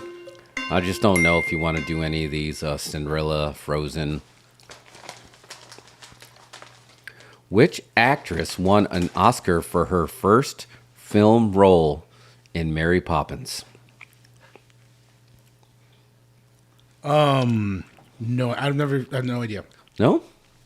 Julie Andrews. Julie Andrews. All right. Pull up another one. I wasn't sure how you're going to... JJ, you guessed our password and you told the internet. Now we have to change it. We're not going to use 1, 2, 3, 4, 5 anymore. Change it to 5, 4, 3, 2, 1.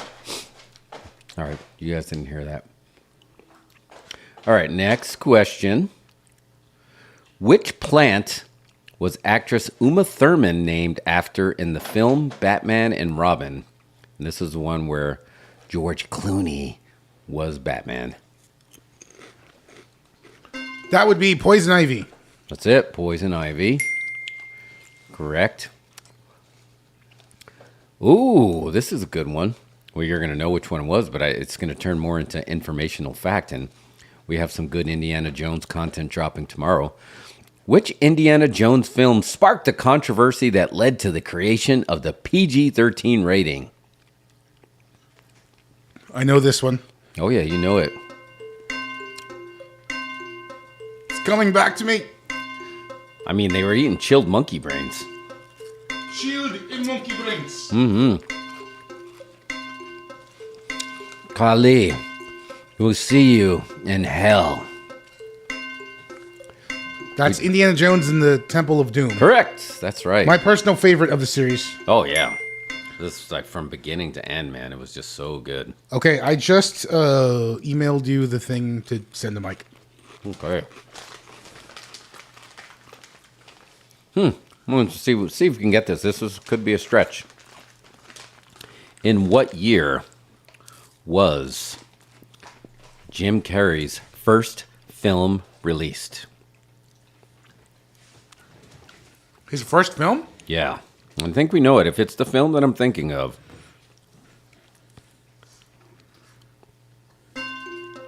Is it Once Bitten? It is Once Bitten. But I don't know what year. I think you can get this year. 88. That would have been this. Maybe 84. Once Bitten was 84? Once Bitten was 84. Wow. All right, let me text him this. Oh, you're also going to have to disconnect your phone from the Incredible Tron. Oh, yeah. Okay. Send. Once bitten, you will feel no pain now. That was our very first short, was you singing Once Bitten. Was it? Yeah, there's some trivia. Yeah, you singing Once Bitten was our first short. All right. Who was the first solo female host of the Oscars? Oh, that was a tough one. I thought that was going in another Whoopi direction. Goldberg. Yeah, correct. Wow. I wouldn't have gotten that. Oh, all right. This is one for our historians out there. Which actor starred in the 1961 movie The Hustler? Dun dun dun dun dun dun dun dun. Dun dun dun dun dun dun dun dun dun dun. Which actor? Yeah. That was Paul Newman. Paul Newman, correct. I was going to say for all you popcorn aficionados out there. Did you disconnect your phone from the thing? I did. Okay. All right. We were just, if you watched our content on Leo versus Brad and Brad being the lead, man, these questions are lining up with our content this week and did not plan that. How many times was actor Leonardo DiCaprio nominated for an Oscar before winning Best Actor in 2016? I'm sorry, what'd you say? How many times was Leo nominated for an Oscar before he won it in 2016? Once. No, way more. Twice. 3 times a lady. No, it was 6.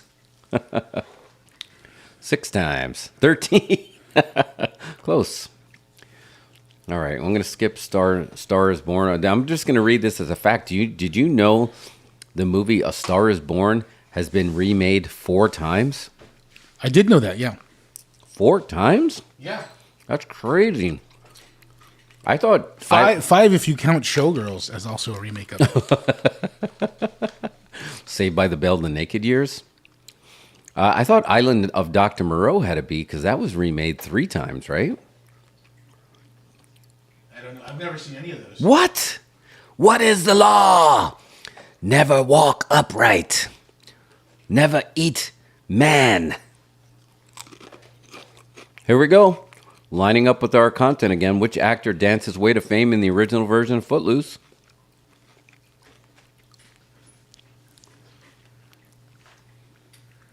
We were just talking about him. Oh, you didn't hear me. Kevin Bacon. Yes. All right. All right. I didn't know if Mike jumped on. We have more questions, though. I don't know. Are you in? I don't see him on. I sent him the link, Gimmick. Okay.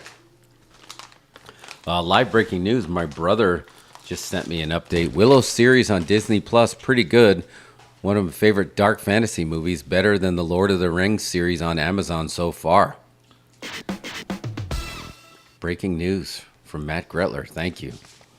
I struggled and finally made it through the Lord of the Rings on Amazon, and just like I wanted to like this. I kept trying to find a way to like it. And I watched the whole thing, and it never hooked me, man. All right. This is the one that's near and dear to our hearts. In the film Rocky, what are Rocky's pet turtles' names? Cuff and Link. Cuff and Link, correct. Good stuff. Where was the entire trilogy of Lord of the Rings filmed? New Zealand. Correct. We were just talking about, we wanted to like that so bad because those films were so good. I don't know if you'll know this. We'll see. Because I haven't seen her in a while either. How old was the actress Kate Hudson in the film Almost Famous? I don't know, but she was just in Glass Onion, and she looks awesome. She's in Glass Onion? She is in Glass Onion. There's a lot of people you don't know. Man. Right? We're just like, this is just syncing up to our content like crazy. Oh. So you didn't see Mary Poppins, so you're not going to know Bert's profession. I don't know Bert's profession. He's the cheerful chimney sweep. In what year was the film Good Will Hunting released? 99. Close. 97. Well, I'm not going to read that one just on principle of the answer. If the answer is Kevin Spacey, I'm not reading the question. You're not going to know that. Okay, I see Mike hopping on. All right. Hey. There's a lot of Mary Poppins questions in here. Hey, Mike, nod if you can hear us. Can you just give me a sign that you can hear us? Oh, I don't see him.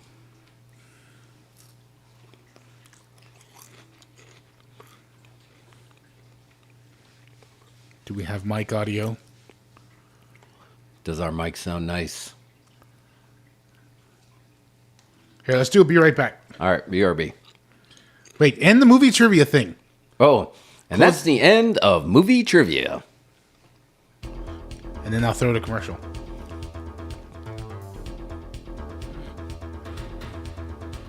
All right. All right, be right back.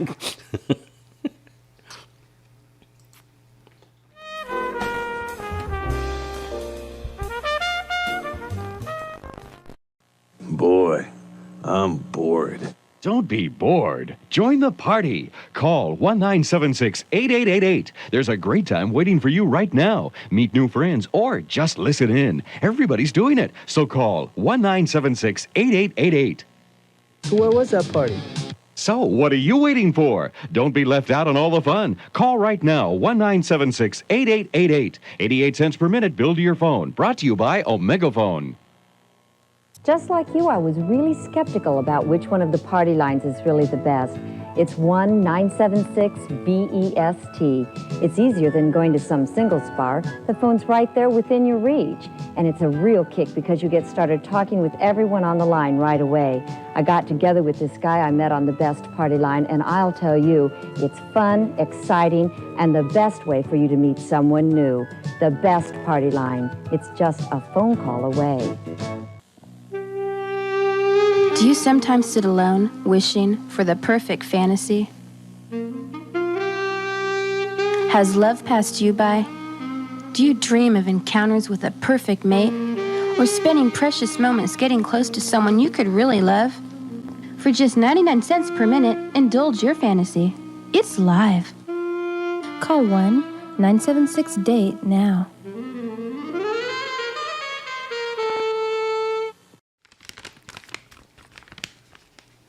Whoa, knocked the table with my knee. Make these stop. They're too good. The dog delivered. It's got that dog in him. And now it got that chips in me. Good stuff, Snoop Dogg. All right. Let's jump over. Mario and Mike, welcome to the show. Great to always have your insight on here.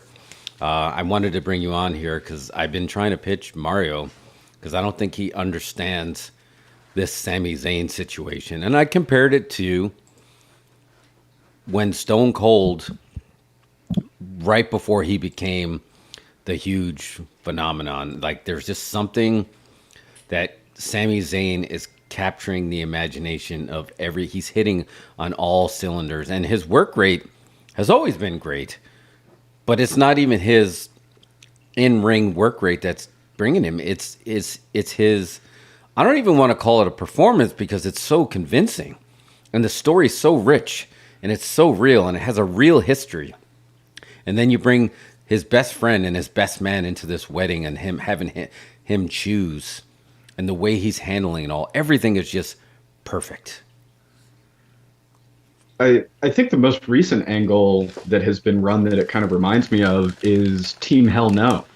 When Daniel Bryan first really went over, because that was just supposed to be some stupid throwaway gimmick where, Daniel Bryan is in this odd couple with Kane and they're being forced to look at their issues. But, Daniel Bryan executed on that so well in terms of making this kind of funny, goofy character the exact opposite of what you had seen of him in the ring up to that point.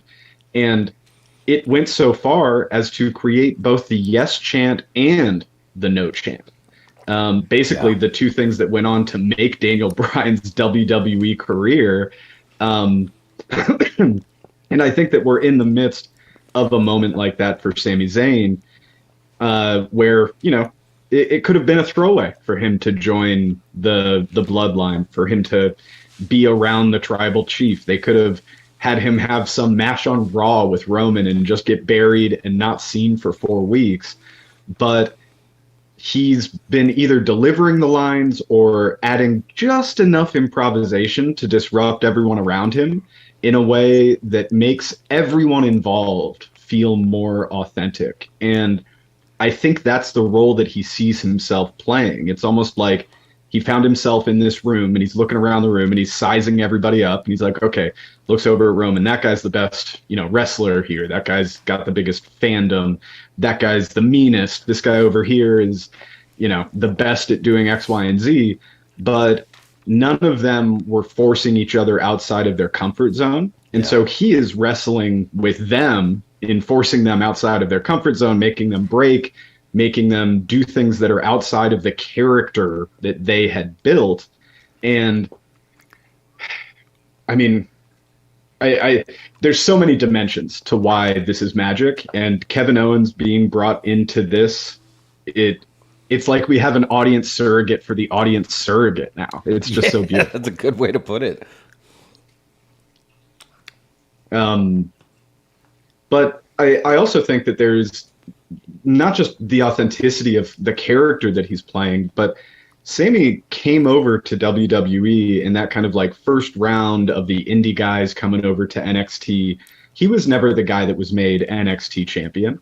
He came up to the main roster, mid-card, intercontinental champion at best, kind of getting that Shinsuke Nakamura treatment from WWE. And now he found himself in the room with the most over biggest act in wrestling for decades and figured out a way to make himself outshine that act. And it's just taking this feud and this story to places that are so real, because Sami is authentically excited to have the opportunity to tell a story on this scale in the main event picture.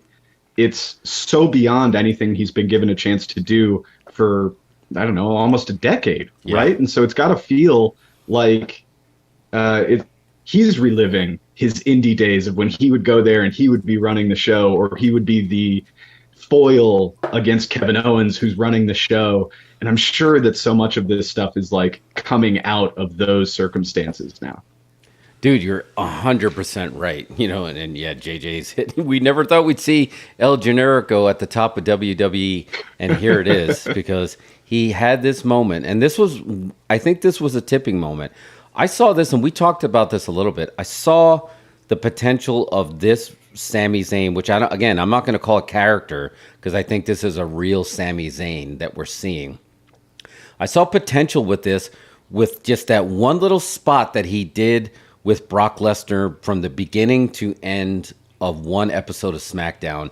And I was so disappointed when it was over, because I was like, that was great. Like, what are we doing? I want more of that. And that went away, but then it came up here. And I think that water overflow moment was when he came up with the word, you're not being very Ucey. and he broke everybody. That was the SNL moment where they had a great segment that got brought to another level because everyone broke. Solo, and obviously Roman's not supposed to break, and you saw he was doing everything not to break. And then the crowd saw it, and then the crowd was enjoying wanting them to break, and then it snapped. And right there was just an authentic, like you said, off the cuff improv moment that just attached him to the where you can't boo this man now. Even though they're in a heel act, you can't boo him. And then they're doing masterful weaving storylines in there. Like you said, he has a different relationship with every one of the bloodline, right? He's just like, Jimmy, you're my dog. And then they got the secret handshake. And then Jay's the one that he was battling with and he's going to build the drama with. Solo's the one that is like, he's going to hug you, but and he knows you're not going to hug him back. And then he respects the tribal chief. Like he looks up to him, like he knows he's the head of the table. And the story that they unraveled in Survivor Series was great. It was so freaking good. Like you said, by bringing Kevin Owens in there, and they weaved it into the end. No high spots. They did a finish, but they told a story. I felt like I was watching, Al Pacino in The Godfather, when it's just like, I'm kissing my brother. I knew it was you, and you knew he was going to do him in. And then they continued the story the next day and made sense and then just the way they kept bringing Kevin Owens into it. And he's like, I don't want to fight you. You're my friend. I was like, I just want nothing to do with you. Like what two people in real life, how they would handle a situation in work life, they would handle it in a wrestling match. But he's taking it to a level. It's like, I just don't want anything to do with you anymore. Like you would do to someone in real life. And it's personal issues, pal. There it is again. It's going to always come back to that. Like, there's a couple things here, though, too, with this, where it's like Sami Zayn had consistently been the guy that was making those spots interesting enough to watch. If Sami Zayn wasn't in those bloodline pieces, it just would have been the same characters that you've seen with nothing impacting them or changing them or affecting them. So it's almost as if, just to put it in baseball terms, it's like, if the most consistent hitter on the team, he's always going out there, getting double after double, making the game more exciting, getting on base, and then out of nowhere, he hits a bottom of the ninth, 2 outs, grand slam to win the game with that Ucey thing, and now every double that he hits after that grand slam is recontextualized for the audience, so that they're like, oh, shit, this is the guy that does it every single time, even when it matters, or even when there's an unexpected circumstance that comes up, he makes the most of it. And the crowd is reacting, but more importantly, the bloodline is reacting. It's the most life that you've seen in any of them for the entire time that Roman has been champion. Yeah. Oh, and it's all lining up perfectly, the serendipity behind it, because you gave them all the belts, and I was all for that. Mario, remember, we used to pitch this all the time. We'd call it, we need Roman just to turn heel and create a Samoan mafia. That's what we talked about, right? Paul Heyman coming back as part of the Samoan SWAT. He has the real lineage. He has the real history with the Anoa'i family. All this stuff was beautifully lined up to make a great unit, a great team, a great faction in wrestling, and wrestling needs great factions. Then you just added this extra stick of dynamite out of nowhere with Sami Zayn that took something that was good and made it phenomenal. So Mario, what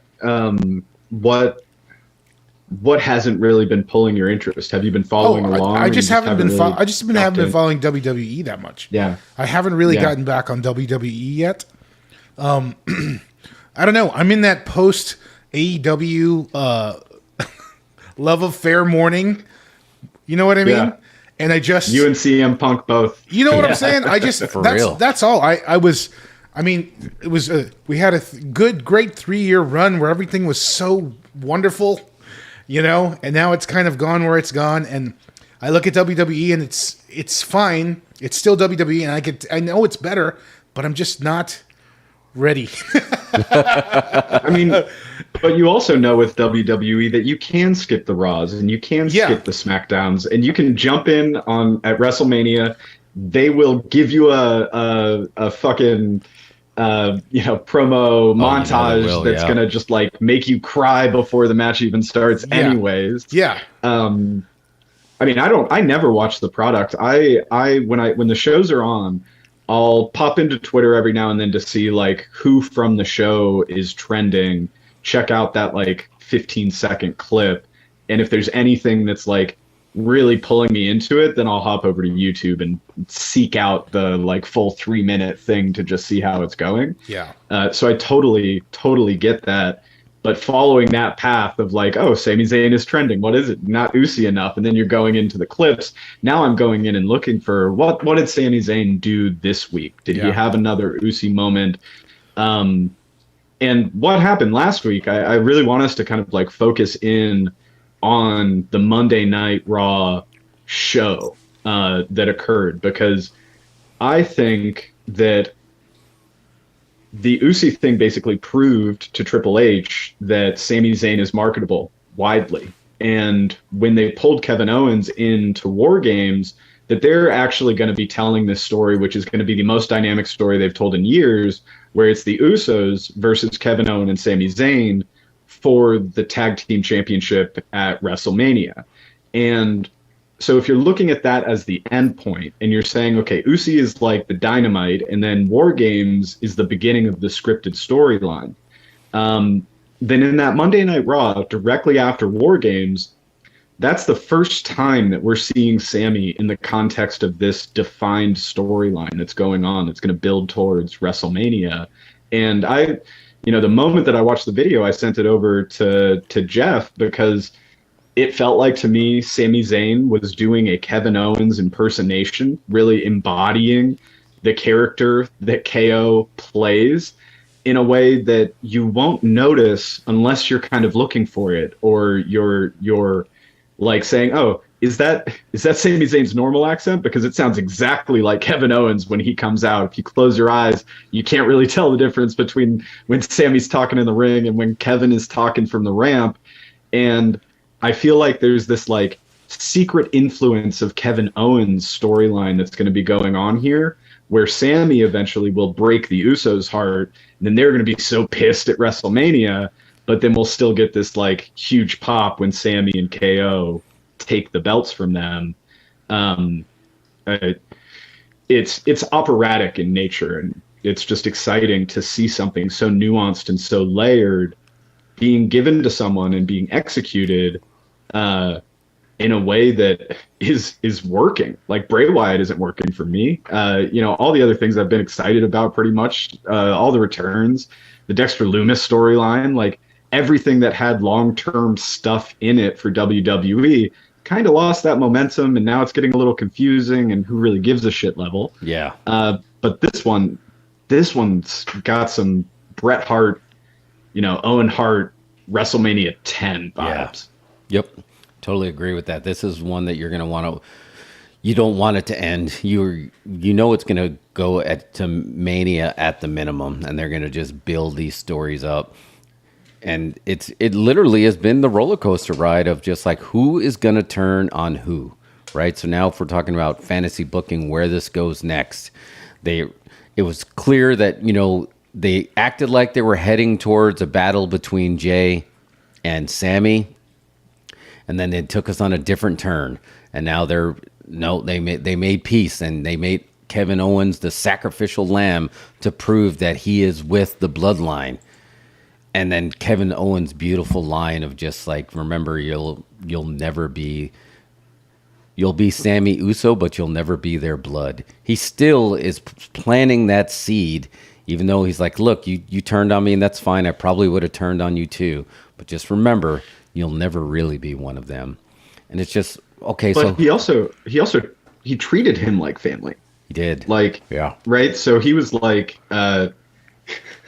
I'm so glad that you're getting this opportunity because now everybody gets to see what I've known forever. Oh, yeah. That's the kind of shit that your mom tells you. Exactly. Meanwhile, Jey Uso's in the ring like, oh, come on, Uso, they're all dancing, doing the group hug shit. That's baseball. And that's not family shit. So that, again, is that other level of nuance where Kevin Owens is going to constantly treat him with the intimacy that he has earned from living on the road with him. And that's going to be reinforced with how he communicates about him and to him. Yeah. And it's so good. Yeah, dude. And it's interesting, Mike, the way you talk about how you're, and I honestly, I don't even think WWE would care anymore. The way you're consuming their content is you don't consume the product as it is, but you still find a way to consume the product as you're getting this the same story in a different manner. Because you're still feeling what I feel. And again, I did finally watch a Raw all the way through when the first time with Triple H fully booked that. And I feel like you're right. There's a little bit of a lull there, but not with this, man. This has pro wrestling written all over it. This is pro wrestling how it's been through the ages. This is like an old school storytelling storyline told in 2022, and we just don't get that much anymore. Sami Zayn and Kevin Owens and the Usos, all these guys could work. If you're talking about work rate, they can give you that 5-star match. But can you make me, like, as someone that even a former wrestler, like, stand up was like, well, what are they going to do next?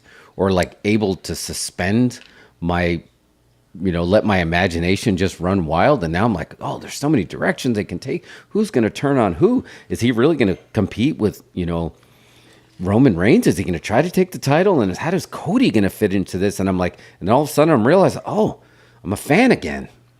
This is great. I forgot what this feeling is. I felt like Seinfeld, like I'm crying. I'm like, what is this salty discharge? Like, what is this? Why am I crying over Sami Zayn? What is the deal with these orgasms I'm having? Oh man, and this is the Royal Rumble is gonna be great for this story, storyline alone. And when they and I hope they tell the story within the Rumble. They can give them their own match, but I'm really intrigued of like whether they do it as, the friend of my friend is my enemy, or just like, let's team up, or some kind of stipulation where if you have to team up with me to take on the Usos. Now, to me, like we already said, we want Roman. The story wrote itself. Save it for Cody. That's what everybody's going to want to see. And I didn't feel like the Usos had that. Even with the New Day and they were trying to get their titles, that still felt contrived in a sense. And New Day's great and they deserve better than that. It still felt contrived. This doesn't feel contrived. I feel like they're coming up with a way to what they're all really kind of feeling and making money off of it, which AEW, for some, I don't know if it was when Cody left, they forgot that the personal issues make money. They haven't found a way to turn the biggest storyline they had in the history of their company, and they turned it into an HR event instead of a money-making event. And people are confused by that because in wrestling, we're used to dealing with it in the ring. In the end, it comes back to getting in the ring. So having Sami Zayn and Kevin Owens and the relationship with Paul Heyman and how the Anoa'i family's probably looking at Sami Zayn like, okay, he's not one of us, but he is one of us, but he's making some money, so let's put him in here. Now it's really working. Now we're really close. And it's like, oh, everything, when I can not tell what's worked and what's not worked, you got my money. So I believe that the at least what is being rumored right now as far as how they're going to progress this storyline is going up to the Rumble season, we would get KO versus Roman for the championship as the main event of Royal Rumble. Okay. Something would happen in the undercard of that. Maybe KO loses early in the night. Maybe it's not the last match of the night. Maybe the Rumble's the last match of the night. KO comes out in the Rumble. Sami Zayn actually helps him instead of, whatever. And so the next pay-per-view would then be Sami versus Roman.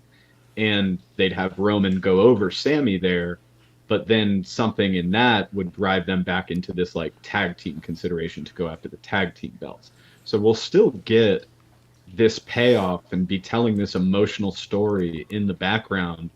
And I don't think they should put the belt on Sami now. I don't think you can take the most over guy that's, you know, that Daniel Bryan moment and have him go over the type of booking that you've had for Roman right now. It just doesn't really make sense, because you could make a lot of money off of that after you build up Sami from being champion for a period of time. So I feel like there has to be something that either splits the belts or that kind of shakes up this Roman Reigns like vice hold on the championship, because I don't know that you want an underdog to dethrone the big merch seller, the guy that kids love, because then you're turning them against that underdog in a way, and you're gonna fracture your audience in a way that's really unpredictable. So you got to have him lose to like a Rock, or just come out one day and say, hey, I just won my last WrestleMania, I'm retiring, and do some kind of like weird retirement storyline where he never loses the championship. Like, that's how he feels like he needs to be booked at this stage. Yeah. No, that's a really good point. You know, we don't have Vince anymore to have the weird time-honored traditions. We could have something like, how intriguing would that be? Because you're absolutely right. Roman has this hold on the title where it's hard to envision anybody who can beat him and beat him logically. So you're going to have to do something different to take it. And Sami might not be the answer to that, because Sami's way over, and you don't want to risk quelling any of that fire. But that would be really intriguing. That Cody is the right guy to do that. No, right? As much as we all want Cody to be the champion, do you want it to be this kind of like pseudo AEW versus WWE storyline embedded in your WrestleMania main event and have AEW go over? Yeah. That doesn't sound like WWE to me, whether Vince is running the show or not. That's absolutely true. That is a good point. I think you might have helped them out with their booking. I like the idea of just like, I'm going to just give these belts back for a while. I'm going to take a break. You can have them do whatever you want. When I'm done taking my break, and when I want the belts back, I'll just come back and I'll take it from whoever has them. And he just leaves them in the ring, and you got a WrestleMania 4 tournament. Or you just have the Rock versus Reigns Hollywood main event before the Hollywood title. So Hollywood Rock, Hollywood Hulk Hogan, Hollywood Reigns, and he takes his leave after WrestleMania. He's like, I just won Hollywood. I'm going to go become the biggest grossing action star in the world now because I am over on the Rock. That's right. The head of the table. My table just got bigger. But I do, to circle back to what Mario was talking about, of just like, wrestling is a relationship. It could be toxic sometimes. It could be, there's a lot of highs and a lot of lows. And I know I appreciate that feeling that you're having, because I think I always have a little part of that. I always have a little bit of resentment or anger or whatever you want to call towards it. And I think AEW burned everybody a little bit by accident. They burned everybody by accident. It's like you didn't resolve this. Where you literally left the fans with blue balls. We don't even know what's happening with Punk, if he's even coming back. And there's people rooting for him to not come back, which is crazy to me, to think that just in 1 year we're at that stage where people are chanting FCM Punk. Like, what? I was like, how did that happen? And I mean, that's not how we do it in wrestling, pal. Punk we want you back. The crowd chant, dude. Yeah, he makes the crowd chant. It doesn't matter. Like, he's still chanting. He's a heat magnet. He always has been a heat magnet. But the heat used to be on all of the companies. Punk came back in and was like, "Nah, bitches, that's my heat. Yeah, that's I'm gonna take my heat back. Let him have the heat. Bring him back. Like you're telling me that you just can't make this business happen? A lot of the recent decisions by AEW are bothering me. Like which ones? Jeff Jarrett. I just think he instantly makes it feel like Impact. You know, Yes. When Jeff Jarrett got presence. fired, when he got fired, I sent Jeff a text message that was like, "Oh shit, Jeff Jarrett just got fired. I bet WWE's going to send him over to become top producer on AEW." That's right. He did show up. And now that he's worked for AEW, Jeff Jarrett becomes the guy that's like probably worked for the most major wrestling organizations ever. Yeah. Weird. Yeah. So I don't know. I haven't been able to hop back on the WWE viewing train. I want to, guys. Pitch me like you're selling it to me. It sounds fantastic. I still every Monday I'll see Raw pop up on the cable guide, and it's just like 3 hours. I'm just like, I don't know. I kind of would rather watch where they can fast forward. Well, like I said, but that's the short. It's the short ecosystem now. Yeah. Every single media company is making shorts. You can go to their YouTube channel and consume all of Raw in probably less than 3 minutes. Yeah. Like everything you would need to. Okay, so I didn't watch Monday Night Raw this past week, but I know about Sami Zayn and the KO feud, coming in, talking with the Usos, them all having the group hug, Solo not coming in. I know that Becky Lynch went on this really weird thing where she was like trying to really be the biggest babyface in the world, go out into the crowd and interview random people on the aisle. And the first person that she interviewed, Bobby, everybody's getting a Bobby, Bobby, Bobby chant. Then she goes down to the next guy. This next guy is hammered. She puts her arm around him. He like puts her arm around her and leans on her a little bit. And she's like, whoop, okay. She does a little spin move out of there. And really, like, I think those are probably the only two moments that matter at all that happened in that show. Dexter Lumis won. I saw that. And Gargano is doing this like weird thing where he's like talks for Dexter Lumis by talking to Dexter Lumis. Really weird stuff going on there. But it's all better than it sounds. Yeah. Like everything is executed better than I think it's I mean it all sounds great. I think I just got so used. I was in love with the AEW style, the look, the feel. It had that more house show, homegrown, lower. I don't say lower quality, but just lower production value feel. Lower production budget. And just jumping right back into WWE, which is worked sports, and it's shiny. done, and it's very, very shiny. Everybody is in way better shape, and it's just literally shiny too, like baby oil shiny. It's shiny, Yeah. and they have now they got 3D models floating around. It's like it's just hard for me to get back into accepting that's what wrestling was, because wrestling changed for me, and it was like, oh wow, like AEW was, it was like a love affair. It would be like PTSD. exiting the theater from an A24 movie directly into like Thor: Love and Thunder. Right. That's a really good way to put it, because it does feel like that. And look, I don't even know if, like, I understand like the shock of the production value, but until Tony Khan surrenders the pencil, it's going to be trouble. JJ says we have PTSD from Vince's WWE. Yeah, and that's probably true, because we have a lot of expectations. But there was one thing that Vince did have, and he lost it a little bit towards the end, is he did know what buttons to push to connect with the audience, and sometimes he chose to press the buttons to make us happy, but then sometimes he chose the buttons to make us mad. Yeah. He knew the buttons to press. I think Tony Khan only knows the happy buttons, and now he's over pressing them. Yeah. Because think about this, we're in an age with AEW that MJF has the title. Does anyone care anymore? I'd care if he was facing Sami Zayn. Exactly. There was just, and they, again, the other biggest thing besides CM Punk that they had was this shoot angle where it's just like, fire me so I can leave. And like, wow, this is, and man, my imagination was going, this could be like, Brian Pillman, he should show up on other shows, and he should start, talking about in 2024, he's leaving. Then they just brought him back with a worked, okay, we signed you back. Boom, boom, boom, and now he's got the title, and it's over.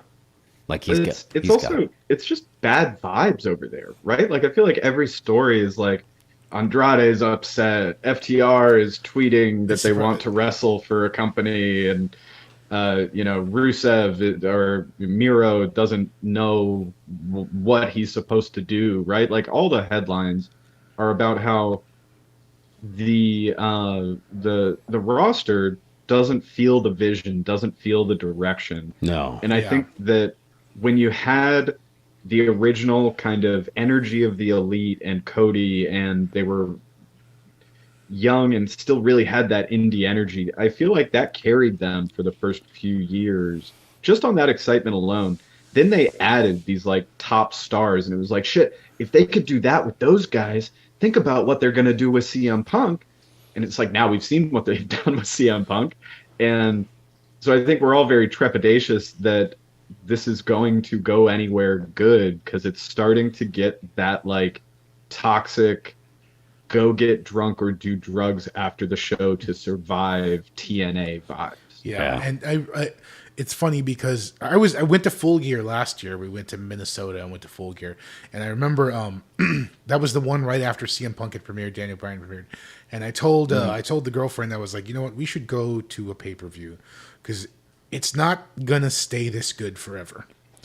We should. It just, wrestling never ends. It goes in cycles. It has stages. Wrestling and Saturday Night Live, and it's just like, we went and it was the best. CM Punk and Eddie Kingston match was outstanding. Just great card. It was all the way around, And a year later, it's just where the company is just, the booking, the bad vibes, I don't know. It's hard to.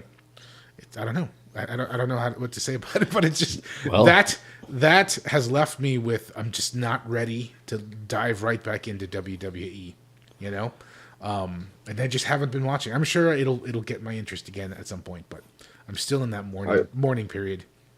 I'll book AEW's comeback for you. I'll book it, and a lot of people aren't going to like it when I book it, because right now they're just booking it at like Ring of Honor. We have the best wrestlers in the world, which you probably do. There are great wrestlers there.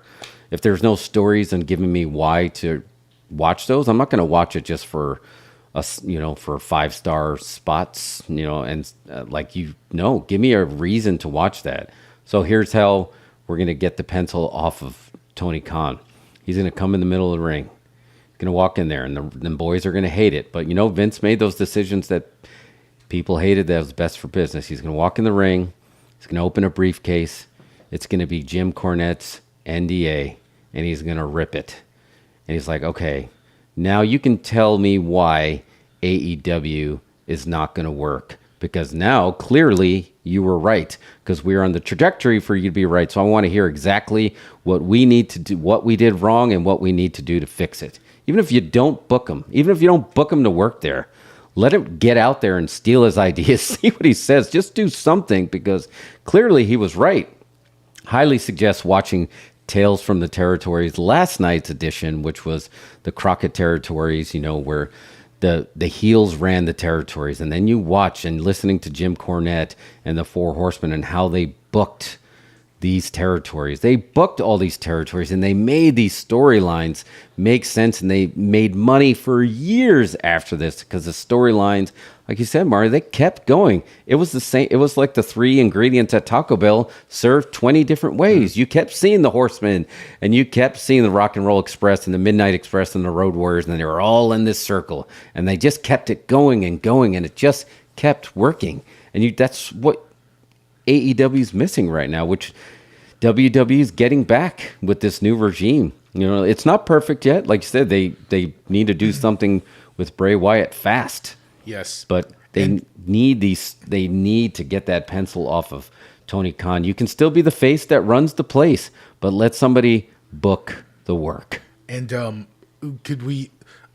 thing about WWE is also, they also had their lower production brand, which was NXT for a while, And NXT was the grabber. That was awesome. Yeah. And now NXT is the multicolored, tie-dye stuff. Well, they brought the black and yellow back. Did they really? Yeah, Vince. Once Vince left, they made it black and it's yellow. It's black and yellow again already? Oh, yep. Wow. Yep. Does it have the old NXT vibe, or is it? No, because now they literally decided to make it developmental territory. Yeah. So they got Mandy Rose there, and they brought her back down, and she's doing the best work she's ever done, to the point where, wow. So now you're like, okay, this development territory work. She was, I would say, the first experiment of somebody like they used to do, go back to NXT, get your shine back, and then come back up. They haven't done it in a long time because it was almost its third brand. They did it with her, and it's working. And you're like, man, she needs to be on the main roster. She's a star. You need to bring her back. So it has that vibe going for it. They haven't pulled somebody from the indies yet like they did when they got, Shinsuke, and they got Finn, and they got KO, and they brought all these guys over to make it feel magical, which I think that's a whole nother spot. You can do that with Thunder Rosa, and you can build her back, and you can also build that brand back. And they also, to me, the closest they have, Steiner, they're building him as their next star. That's the closest that they have to the homegrown star. Everybody else feels like they're in development. We are watching a development territory. They're not competing with anybody. They are their feeder system. But I also think that having Shawn Michaels be the kind of Dusty Rhodes for this era of NXT is going to have a major impact on that brand being meaningful and having a place in history here. The other thing with just the WWE versus AEW thing, Cornette has said it, and Jeff, you've also said that, Tony needs to hand the pencil over to someone who really knows wrestling, right? Like someone who has been there, who has come through a lifelong career. And, I think I'm on a little bit of a different page here, because I think it's going to be really hard for anyone to step into an AEW and make that brand mean something from the wrestling trajectory perspective that is going to equal or rival what Triple H is going to do with WWE, because they just had someone come in, take over, that was a wrestler from Vince, who was the businessman. I think if AEW wants to matter, they have enough wrestling talent spread throughout that organization. They need to hire a Kevin Feige type that is going to basically make the cinematic long-term storylines for each of these characters that they can then take to all of these other promotions, because they don't have holistic narrative or holistic storyline. If somebody's going over to New Japan, or somebody's going to do some crossover thing in the indies, we're not getting the crowd footage of that indie event where this major MJF character development occurs. And I want a TV show writer or someone that has experience, bring in Damian Lindelof or something like that, right? Give me an epic visionary that can take the entire AEW roster, tell a meta story that takes place in real life, bring kayfabe back basically, and do something that's completely different with all of this wrestling talent that you have in the ring, because they know how to do the wrestling stuff. They'll bring that nuance to the plate every single time that they step in the ring. It's how they've survived. They've been on the indies for so long. They've never been in major companies, some of them. But if you bring in that business person, it's like, hey, Danhausen, when you're doing your next vlog with Ethan Page, I need you to do X, Y, Z, and then that gets referenced on the show. And we've got this big multimedia thing where all of the content that's being created outside of the show is being used on the show to tell stories, so that the DNA of AEW doesn't have to change. It can still just be like the AEW wrestling show is wrestling, but they still have storylines and narratives. They just take place in the real world.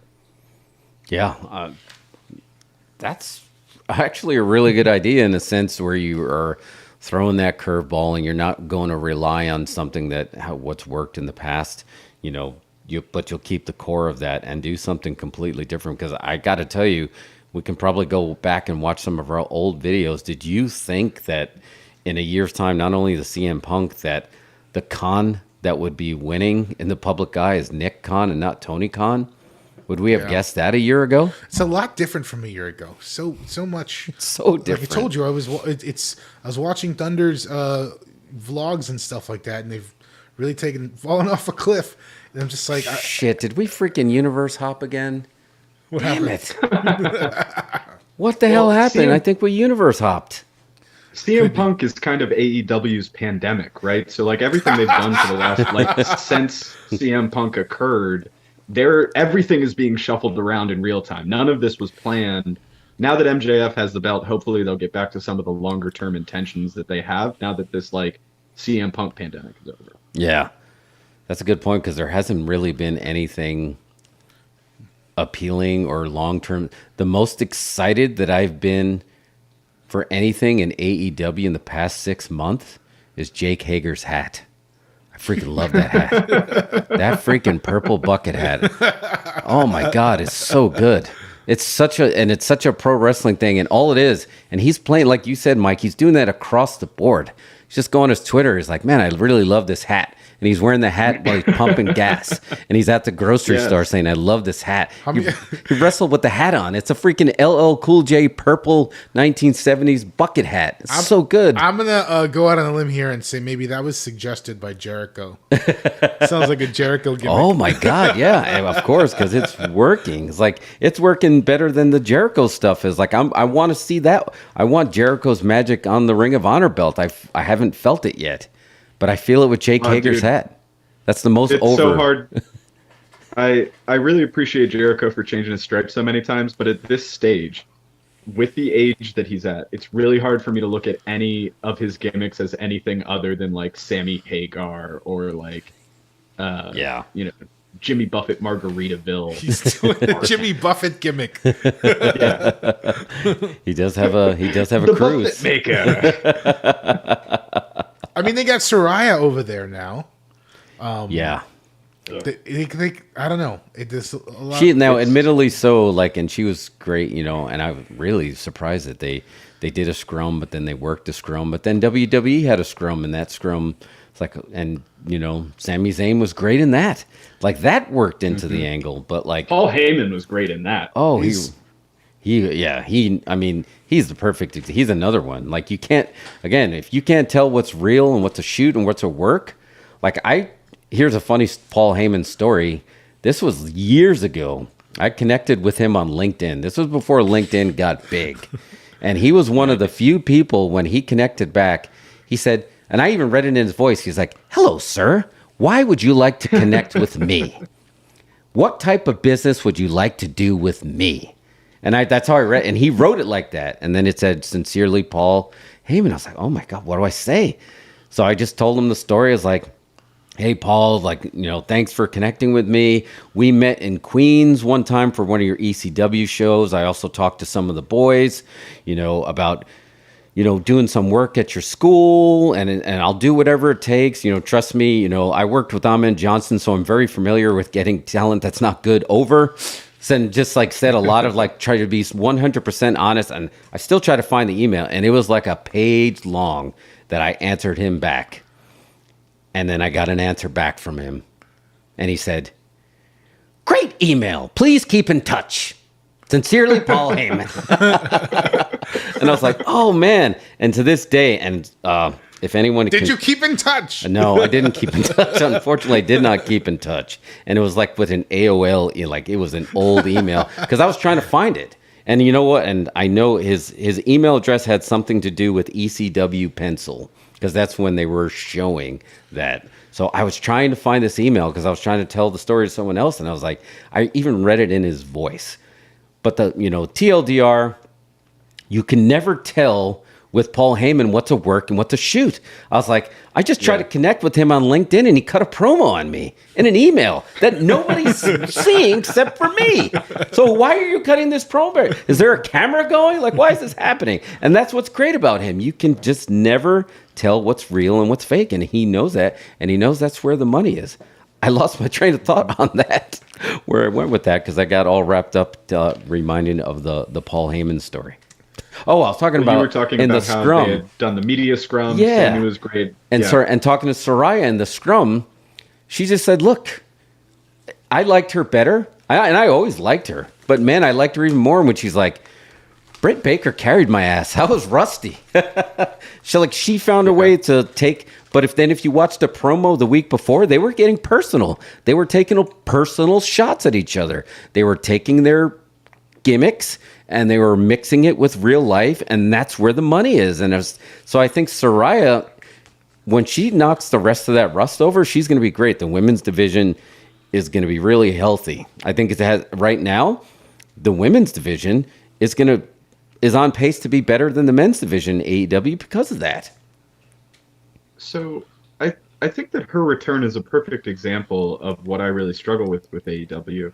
When she came out and she was cutting her initial promos, it felt like she had to come up with all of that herself. It felt like she was out there on her own, that AEW basically just said, hey, yeah, welcome back. You're going to get your feud with Britt. And then they had to figure it out between themselves, because that promo felt like something that she was writing on the fly and didn't really have much input in from anyone else, as compared to, like, you compare that return to Cody Rhodes coming back or any of those types of things. You get the sense that WWE comes to the table and they're like, hey, you come here, we're going to give you a ton more money. B, you're going to have a super flexible schedule because you're a superstar. You're amazing. And C, this is all the production value. These are all the toys. These are all the doodads that we're going to surround you in that jacket with, so that it's not just you out there with that jacket. And Paige is a better character than Saraya. And I need something external, because I'm sorry, but the storyline of I've been doing it forever. I, earned my stripes. Now I'm back. You've been doing it for 3 years. That's an indies storyline. Hey, they made a movie about me. Yeah, right. So, God, if that premonition is true, that's just dark as shit. Oh no, you actually meant the actual movie about her, not the wrestler. My mind immediately went to the wrestler. The actual movie. Yeah, no, totally. Oh, the Florence Pugh fighting with my family. Florence Pugh, yeah. Yes. So let me ask you this, and this is what I was pondering this. Do you think TK has just fallen victim to the grind? Because I feel like he's at a point right now where now he's playing catch up. You're playing catch up with creative. That's when you're just like throwing ideas at the wall. You know what I mean? Is it too much? Has it gotten to that point? Has he run out of ideas? Or does it have more to do with Cody leaving? And no, I think Cody leaving was already happening. We hadn't felt it yet, but the backstage environment had changed at some point through this process. And I think that process was Tony Khan becoming more hands-on. I think the less that Tony Khan existed, the more successful AEW was. And the more that he's gotten involved, the more fucked up everything has gotten. I mean, let's not forget, sure, he owns sports teams, but we're talking the Jaguars, man. He owns the Jacksonville Jaguars. He does not own the Packers. He doesn't own the Cowboys. He's not this guy that knows how to make winning things happen. He owns the Jaguars, dude. And I think he's running AEW like they're the Jaguars. Sure, you got great talent. You might have some of the best players in the league from time to time, but you never really matter for the whole season. Let me ask you this, Jeff. You as coming from actually doing this stuff, do you think that the way that he interacted with the talent, the way that he carried himself, in the back, had an effect on AEW and spoiling the vibe? 1,000,000%. 100%, everyone, million, 100, all the percents, infinity percent. Wayne talked about this a little bit when we was on there. All the eyes were on him. Not only his talent, WWE talent, other places talent. They all had eyes on him. And I forgot which WWE wrestler. This is the biggest piece of business they've ever done. Let's see how he handles it. And how he handled there's going to be different, and now you have different generations of wrestlers that are going to look at it very different. Do you really need it? Did you need to look at this as an AHR event? Should you turn it into a money-making event? Should you have become the Antonio Inoki, Muhammad Ali, and found a way to make these guys make peace so we can all make money? Or should you have picked sides and split it up because one side you thought was clearly right versus one side? And this has a lot to do with doing business in 2022 as well. So it really did muddy the work, and I think everybody's looking at him different. And he drew a line, so everybody else drew a line. So he didn't allow anyone to be Switzerland or let's do what's best for business. So they're all going to look at him different for it. Because what if now they're looking at it? Well, like, what if it was me? What now when I have a personal issue, we're not going to be able to turn it into business. I'm going to have to go to HR. Well, let's look at this another way too. So thinking about the history of wrestling promotions that have, occurred recently, and the people that are portrayed in that wrestling organization as the owner or the head person in charge or whatever, right? Go down the list. Vince, immediate association, fucking evil, terrible, bad person that makes heel content focused on fucking with his audience. You got no chance in hell you're gonna get fired. That's Vince. Eric Bischoff, controversy creates cash. I don't care how fucked up it is. I'm gonna make my show off of it. Paulie Dangerously, we're gonna put these bodies on the line. We're gonna show you a spectacle that you've never seen before, and we're gonna allow these guys to play larger than life characters that are the antithesis of what you're seeing in the ring. I'm going to give these insane ass motherfuckers the right to be as insane as they possibly want.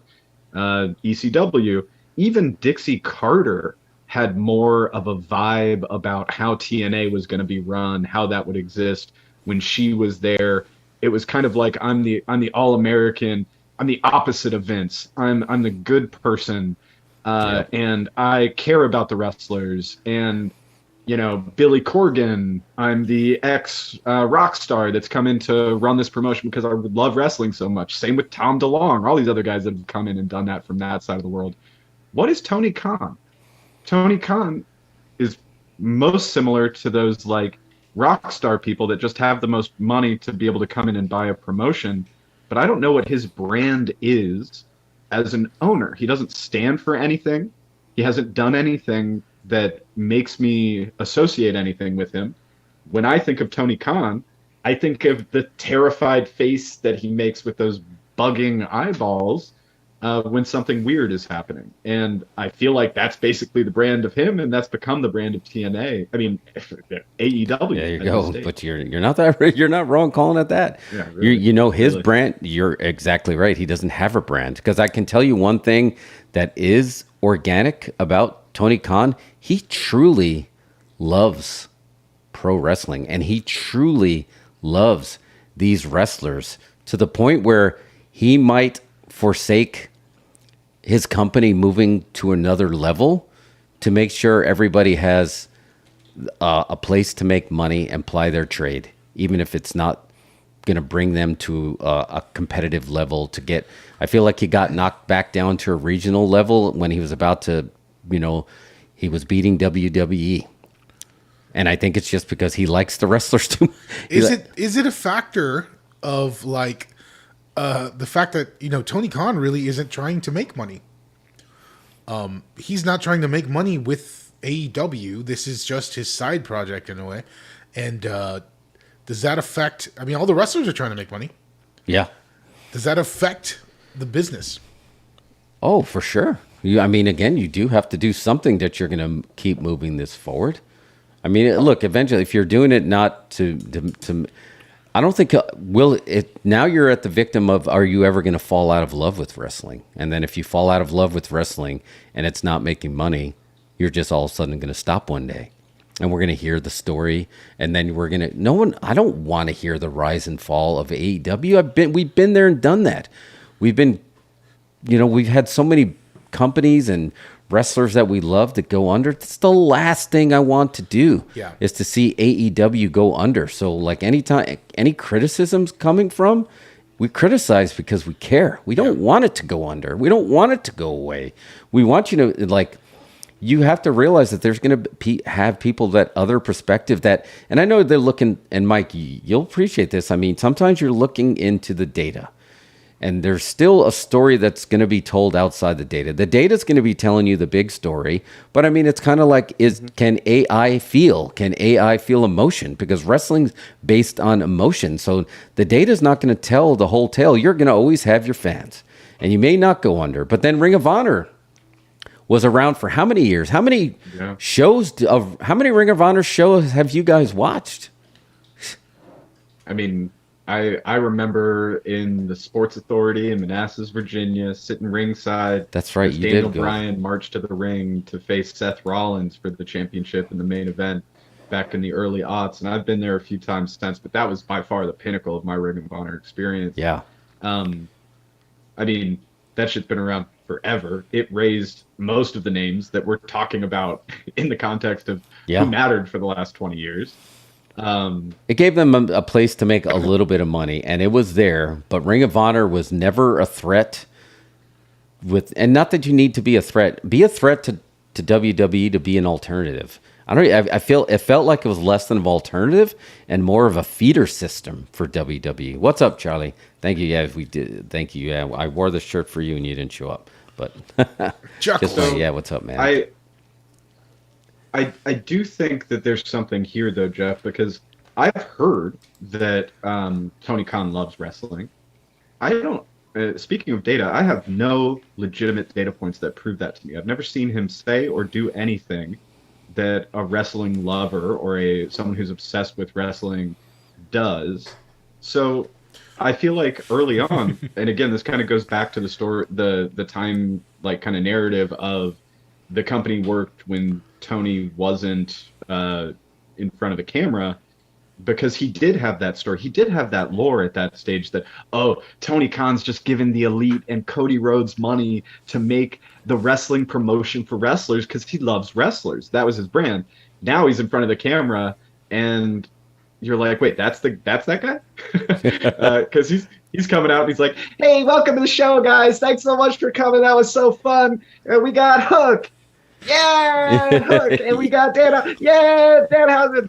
Okay, thanks. See you later. Like, that's your good go-home moment. That's who he was for a while. Now he did the media scrums, and he's the guy sitting next to Punk. And so he's in this limbo where he wants to be on screen, but he doesn't want to be a character. And he has to prove his love of wrestling for me to believe that he loves wrestling. I don't think he knows shit about wrestling. No. I don't think he's ever watched a match. Like, he's not jumping in these press conferences and having insights like, yeah, you know, we booked it that way because we wanted to reference this match from 84 and this match from 97. And I went and saw this match back in 92. And I love this thing that this person did. So I asked them if they could get that into the match. That's what a wrestling lover would sound like at a press conference. Right. Not what he's doing. Yeah. Again, now somehow along the way he fell in as the wrestlers, as the people, and not the wrestlers.